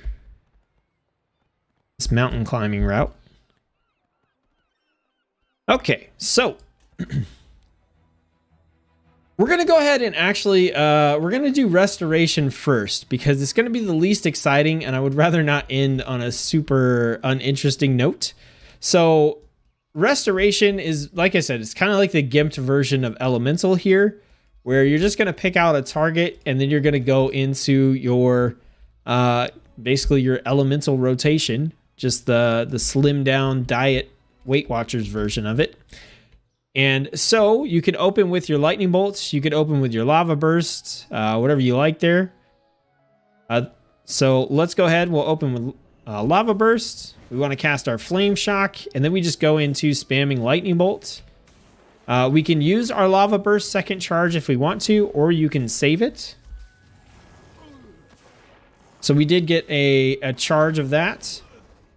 And then, yeah, that's pretty much it. This is literally what you do. And you can pop off a Riptide on yourself to heal up in between enemies. Alternatively, if we wanted to pull a couple of enemies here, we could do the same thing. Let's go ahead and see if we can't grab, I don't know, at least let's grab 2 of them. Okay. So once we kind of post up, right, we can go ahead and we can drop our healing stream totem to heal ourselves up. Then we can go into our flame shock. We might want to go ahead and get lava burst going. When flame shock is up again, we want to cast that on a different target and then switch back. We kind of want to do a little multi-dotting there. Keep our flame shock up on both targets.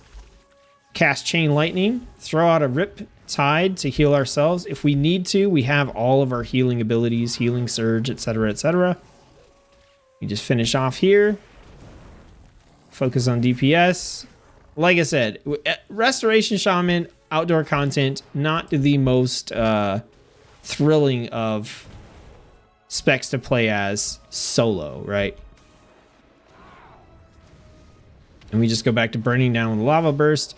The nice thing about this, though, like I said, is that you can just like, you can so easily top yourself off in between enemies that it doesn't even really matter. So that's Resto. It's literally like 4 buttons and heal yourself. So let's switch gears and let's look at the non-Weight Watchers diet version of this rotation by taking a look at Elemental. Zero tolerance says UI is amazing. Thanks, I appreciate that. I work very hard on my UI every time. Okay, so we need to... Oh, also, I should have had a shield on. I did not have a shield on. That would have reduced some of the damage we were taking. I just forgot to swap that out. So let's go ahead and let's go and find our shield. I swear I had a shield. Maybe I didn't. Well, what do we have? Dagger, got a mace. Okay. We got a two-handed mace. We can use this for elemental. Ideally, I would use a shield, but that's all right. We're just using what I have in my backpack. Okay, so with elemental, like I said, when we get into our little talents here, the only thing that we've really done differently is we can open with elemental blast, and we have this like nice crazy thing we can do with Stormkeeper, which we'll show off here in a minute. So against a target like this, what I'm going to do is open up with elemental blast for maelstrom generation, damage, and a secondary stat pump. All right, so we got those, and then we can go into our flame shock, go into our lava burst, and then go back into spamming our lightning bolts. As we generate maelstrom, we can earth shock. All right, now keep in mind that earth shock is going to give us that surge of power. So our surge of power with flame shock, we can multi-dot two different targets. Lightning bolt will deal that huge increased elemental overloads. Lava burst will reduce the cooldown of fire elemental, and frost shock will freeze the target in place. So let's see if we can't look at a couple of these. All right, so let's go ahead and open up with elemental blast again, into flame shock, into lava burst. And then, like I said, you can double up on the lava burst cast if you want to. All right, then we go in earth shock. So with our earth shock here, we can now frost shock. Let's go ahead and we'll do an elemental blast into a frost shock, and that's going to freeze him in place for 6 seconds. So now we have the ability to basically disable a target until we're ready to kill it. So nice utility on the frost shock. Let's do this again, and this time we're going to do it with the lightning bolts. All right, so we'll open up with our elemental blast. Let's hit our earth shock, and then let's do this lightning bolt. 50% down to 35%. So like a nice 15% of health just gone off of that overload increased lightning bolt that we did with the earth shock bonus there. So the next thing to look at is going to be, like I said, the lava burst one, you know, it reduces the cooldown of your fire elemental. I don't use that a lot in open world content, so I'm not too worried about that. So let's do the Stormkeeper combo, okay? So what we're going to do is we're going to build up, we're going to kill something, and then we're going to earth shock and use this stuff on the next group of enemies. All right, so let's go ahead. Earth shock, so we finished it off. So now we're going to go to this guy. We're going to cast our Stormkeeper right into our lightning bolts. And look at that. Look at that. I told you, that's an insane wombo combo that you can do with Stormkeeper into lightning bolt. We just shredded that bear. Absolutely ridiculous. Now, you can only do that, you know, once per minute because of the cooldown on that, but it's a lot of fun. All right, so once again, elemental blast. Flame shock. We'll go lava burst. We can double up and lava burst again into an earth shock. All right. Grab the next enemy. Elemental blast. Let's get the flame shock. Let's get the... Oh, I should have done... I wanted to do the lightning bolt first there. See, even I forget sometimes. That's why I said with this surge of power, if you don't want to worry about keeping track of that, you can totally switch off of that and pick up Ice Fury instead. But I like it. I like the wombo combos you can do. Burst. Lava burst.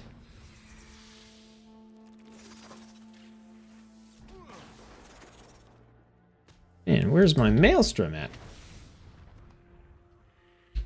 We've got our Healing Surge. So that's Elemental. I really want to do, I want to do the Wombo combo again. I just want to melt something. It's too fun.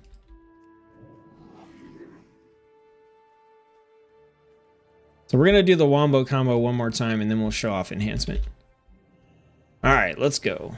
Elemental Blast, Flame Shock, Lava Burst, Lightning Bolts, Earth Shock. Let's set up for the combo. Elemental Blast.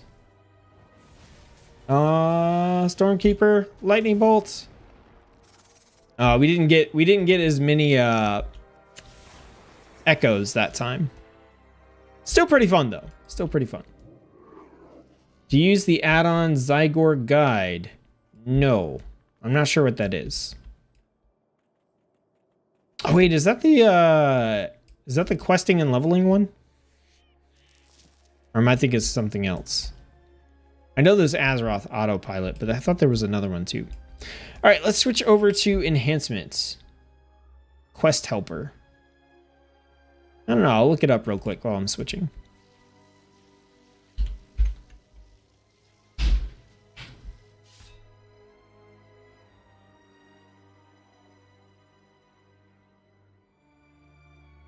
No, I don't think I have. I usually use, I'll show you real quick. I usually use Azeroth Autopilot for questing and leveling. It's totally free, and I've used it for at least two expansions now. And it's super nice for questing and leveling. Oh, you guys, apologize. Every time I switch specs for Elemental and for Resto, I should have applied Flame Tongue Weapon, okay? Flame Tongue Weapon would have helped with dealing some additional fire damage. Not a lot, but it still is an increase. So that was my bad. I should have gotten those on there. Just wasn't thinking. When you switch specializations a lot, it's really easy to forget this kind of stuff. But should have put the Flame Tongue Weapon on there, so keep that in mind. All right, let's go ahead. We got the Warhammer, and then also, I think I normally had, we're going to do the Mace. Okay, so we're dual wielding. Let's get our Flame Tongue Weapon going. Let's get our Wind Fury Weapon going. And then we'll check this out in just a second.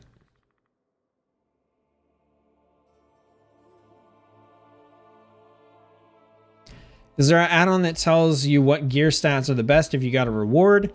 I use an add-on called Pawn for that. I do have a video on the channel you can check out. If you hit the channel and search for Pawn, there's a video dedicated to that. I also cover it in my most recent UI Shadowlands update video as well.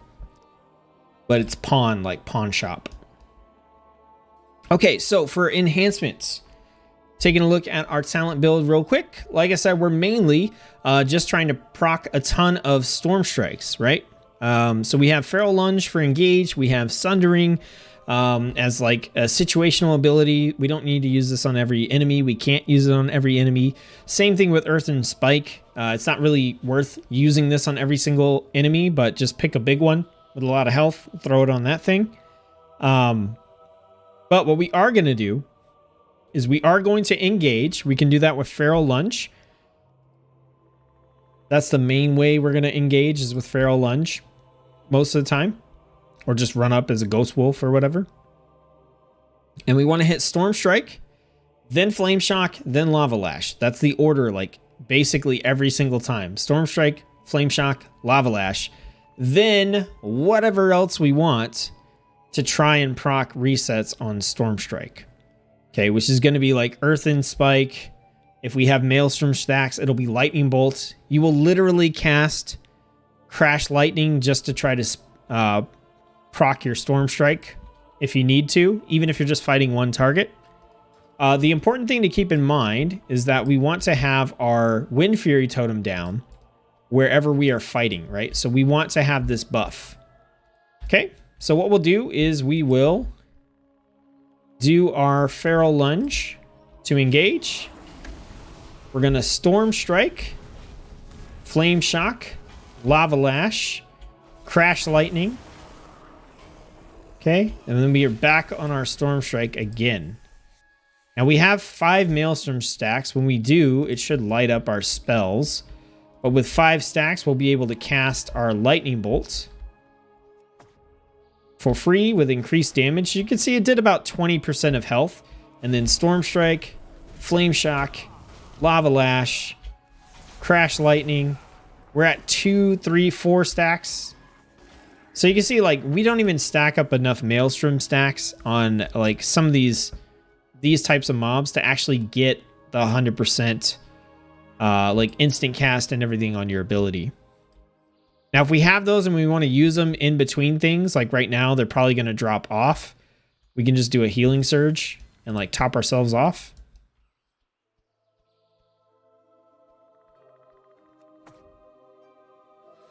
All right, so we got multiple targets incoming. We're going to Storm Strike, Flame Shock, Lava Lash. Oh, this is about to get crazy. Okay.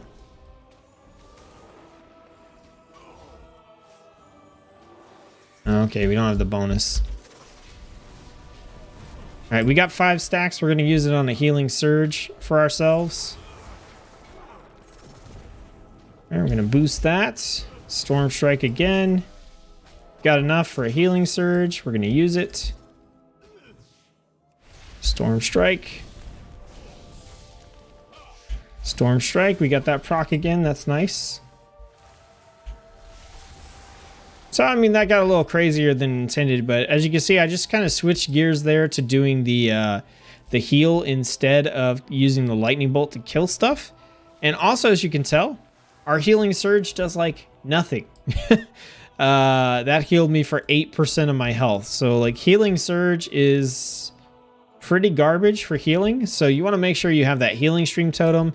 And like right at the start of that fight, I popped Astral Shift for the damage reduction as well, because I just knew, like, as enhancement, I was just going to get eaten up. Now, I could have done a couple of things there, like use my Sundering, use my Earthen Spike, all that kind of good stuff as well, but that was not an intended large pull, so I was just mostly more in like a panic mode than anything else.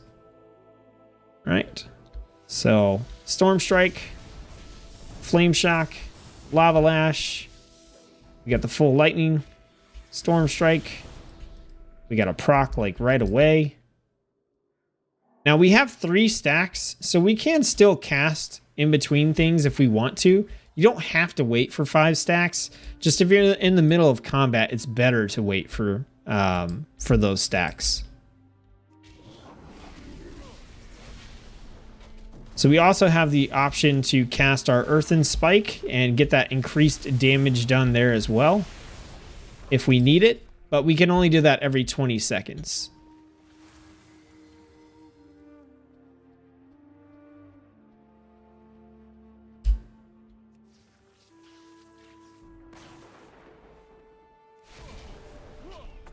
Make sure we have our totem. Don't want to forget that.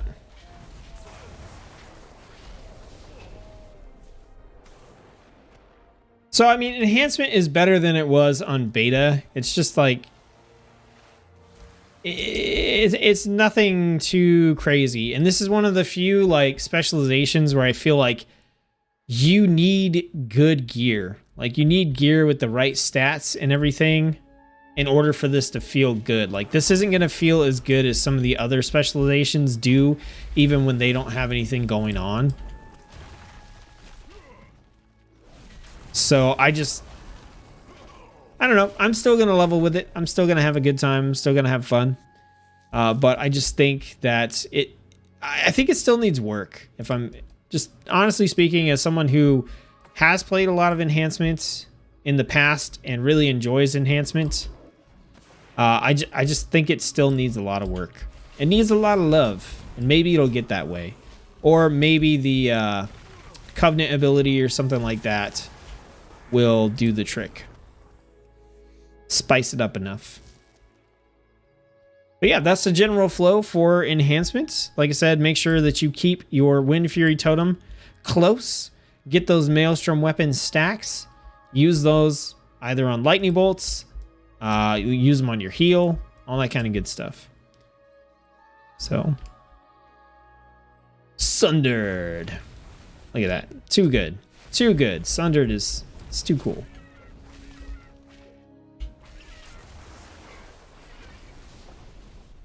Yeah, the main thing with enhancement, I think, is just like that sustain in between enemies.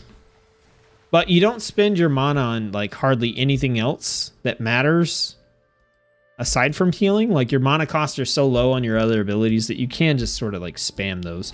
But that's where I said that if you're in PvP, taking the swelling waves to get that additional heal on yourself from healing surge just makes a huge difference on enhancement. All right, let me catch up on chat here while we get back into town. Ken says, yay, enhancement. Nice. Is there an add-on? Okay, we went with that one. Bag add-on is great, but prefer the normal one. Just a fast look at what I got. How is it in the USA? Is it all over normal now that presidential elections are over? I try not to talk politics, but I mean, for the most part, at the moment, it just seems like life is normal. You know, given everything that's happened this year. So nothing too crazy here. Are you going to play Frost DK this expansion? Yes and no. I'm going to be playing Frost DK, of course, because Frost DK is amazing and awesome and I love it. But I'm going to try and main Unholy this expansion. It's my least played spec for DK. It looks pretty fun, this expansion. And so I'd like to just shake it up and try something a little bit different. But man, I love Frost, so there's no way I won't be playing Frost at some point. And my goal for Shadowlands is to clear Torghast with every specialization in the game. Like all the floors of Torghast. So I'll be playing everything unless I get frustrated and throw a keyboard or something like that. So we'll have to see. I find it pretty fun, but a little clunky. Yeah, enhancement is a little bit clunky, for sure. My current Azurite traits, it's cool. Once those go away, I don't even do... What do I even have? Okay, well, you just saw me playing with almost no Azurite traits. Like I said, my guys are not, like, kitted out by any means. Nymphy, what's up? Thanks for tuning into the stream. Just started playing WoW for the first time ever. What would you recommend to do? I'm playing Arms Warrior. Are you leveling or did you boost a character? If you're leveling, just keep leveling. And my recommendation for that would be if you love Arms, keep playing Arms and just try to learn it well.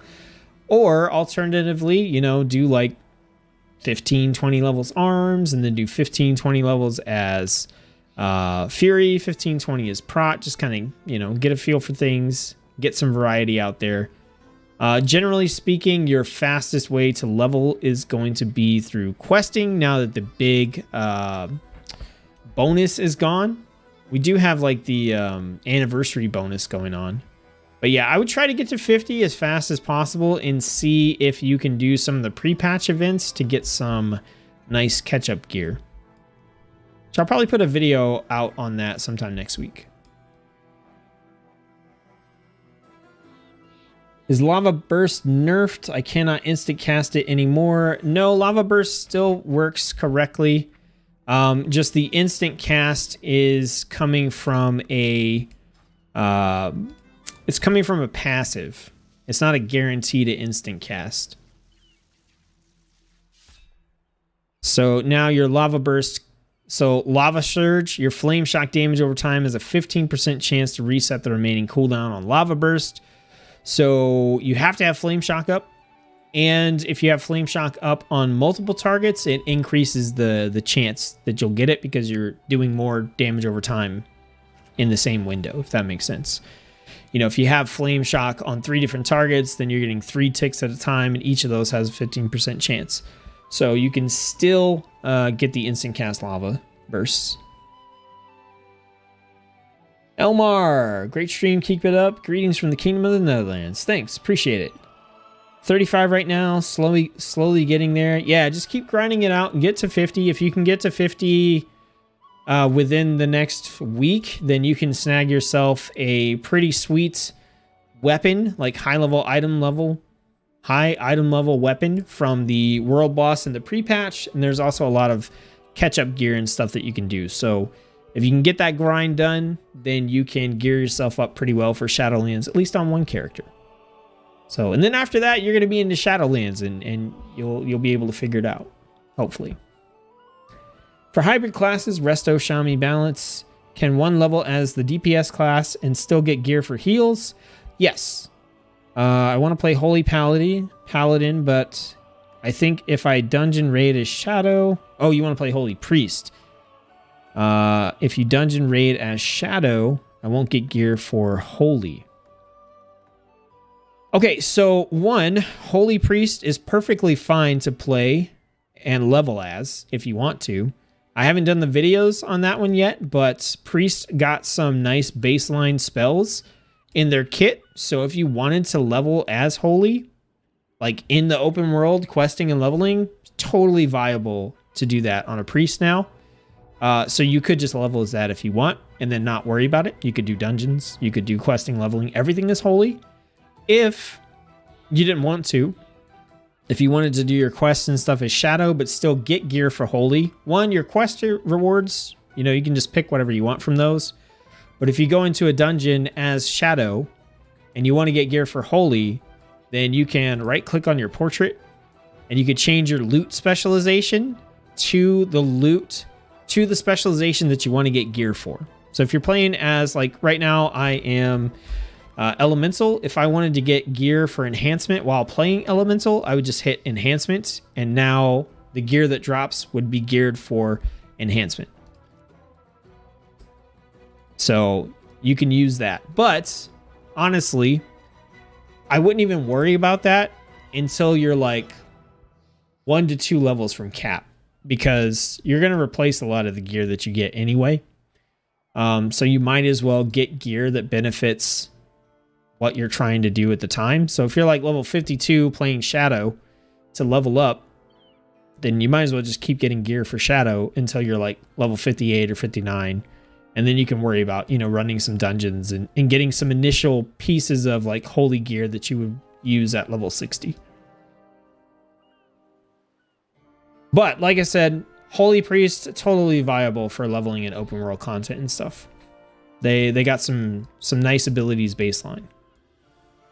So, all right, everybody, that's all I got for this video. This was a like bonus stream that I'm doing, trying to get these out before the expansion actually launches. I would love to do another one, but I don't think I have the voice endurance remaining to do another one at the moment. So I will probably be back with another one here within the next day or two. We're going to split the leather classes into 2 different streams because I just can't cover 4 specializations in 2 streams. And then we'll see about cloth. I might do another mega stream like I did with plate and try to cover all 3 in one go. So we'll see. But that's the game plan for right now. You guys, I appreciate you tuning in. I know these aren't the most like entertaining of streams, but you know, they're educational, and I think the video for the plate one is doing pretty well on the channel. So I hope this one is helpful to everybody as well, and you get some good use out of it and some good info going into Shadowlands.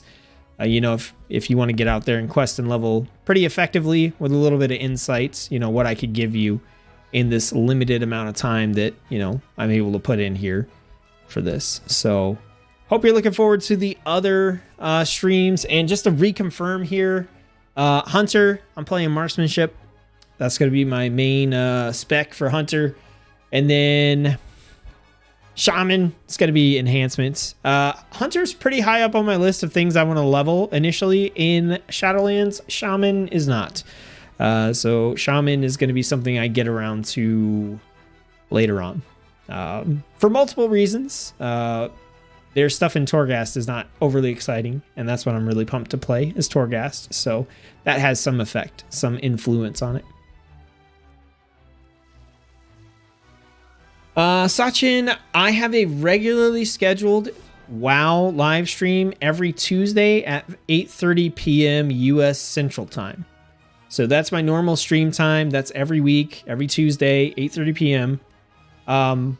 And then sometimes I do bonus streams when either something crazy is going on, or I got free time, or I want to pump out some content like this. So this was a bonus one.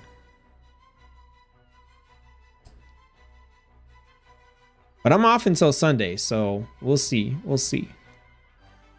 I've been running around. If you guys are not doing it, parting advice here, get through on all your alts. Get through the pre-patch event thing and go run the Nathanos Blightcaller World Boss. Like, go run it. It's a guaranteed drop for an item level 115 weapon. And that's... Weapons are always a pain to get upgrades and stuff for. So I would highly recommend that you go and do that. And if you have a dual wield class, there's going to be 2 opportunities to get drops from Nathanos. You can get one this week. He's a world boss, so you can only get loot from him 1 time per week. So you only need to run it 1 time per alt. But run that, get your 1 weapon, and then when the reset happens on Tuesday, run back out there and get your 2nd weapon if you are a dual wield class, or, you know, if you're doing like Shadow Priest and Holy Priest, you could pick up a Shadow Staff or whatever and a Holy Staff. So there's going to be 2 opportunities, and then Shadowlands will be out. The pre-patch event will be over. So definitely do that. Like I said, weapons are hard to replace. It takes maybe 30 minutes to get the weapon. And most of that is just because you have to fly around to a bunch of places first.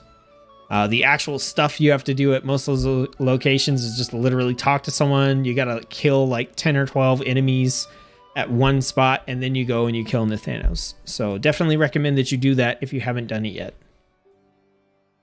All right, everybody, that's going to do it for me for now. Appreciate you tuning in. Thanks. Don't forget to like the video, comment, subscribe, ring the bell. Check out the other videos on the channel. I've been trying to put out whatever content I can. I got videos about UI. I've got plate coverage. I've got plenty of beta streams of like Torghast and stuff like that you guys can check out. Playlists are on the main page of the channel. And if you want something a little different than World of Warcraft, I also just announced my 2nd channel. It's called Pixel Pathfinder. There's a link at the bottom of the main page of my channel as well, or you can just Google it. And that's a secondary channel where I'm doing Let's Plays for a variety of games and stuff over there. So feel free to check that out too if you want to change it up a little bit. All right, everybody. Hope you're having fun. I know I've been having fun. And I'll see you on the next stream. Peace. I said peace.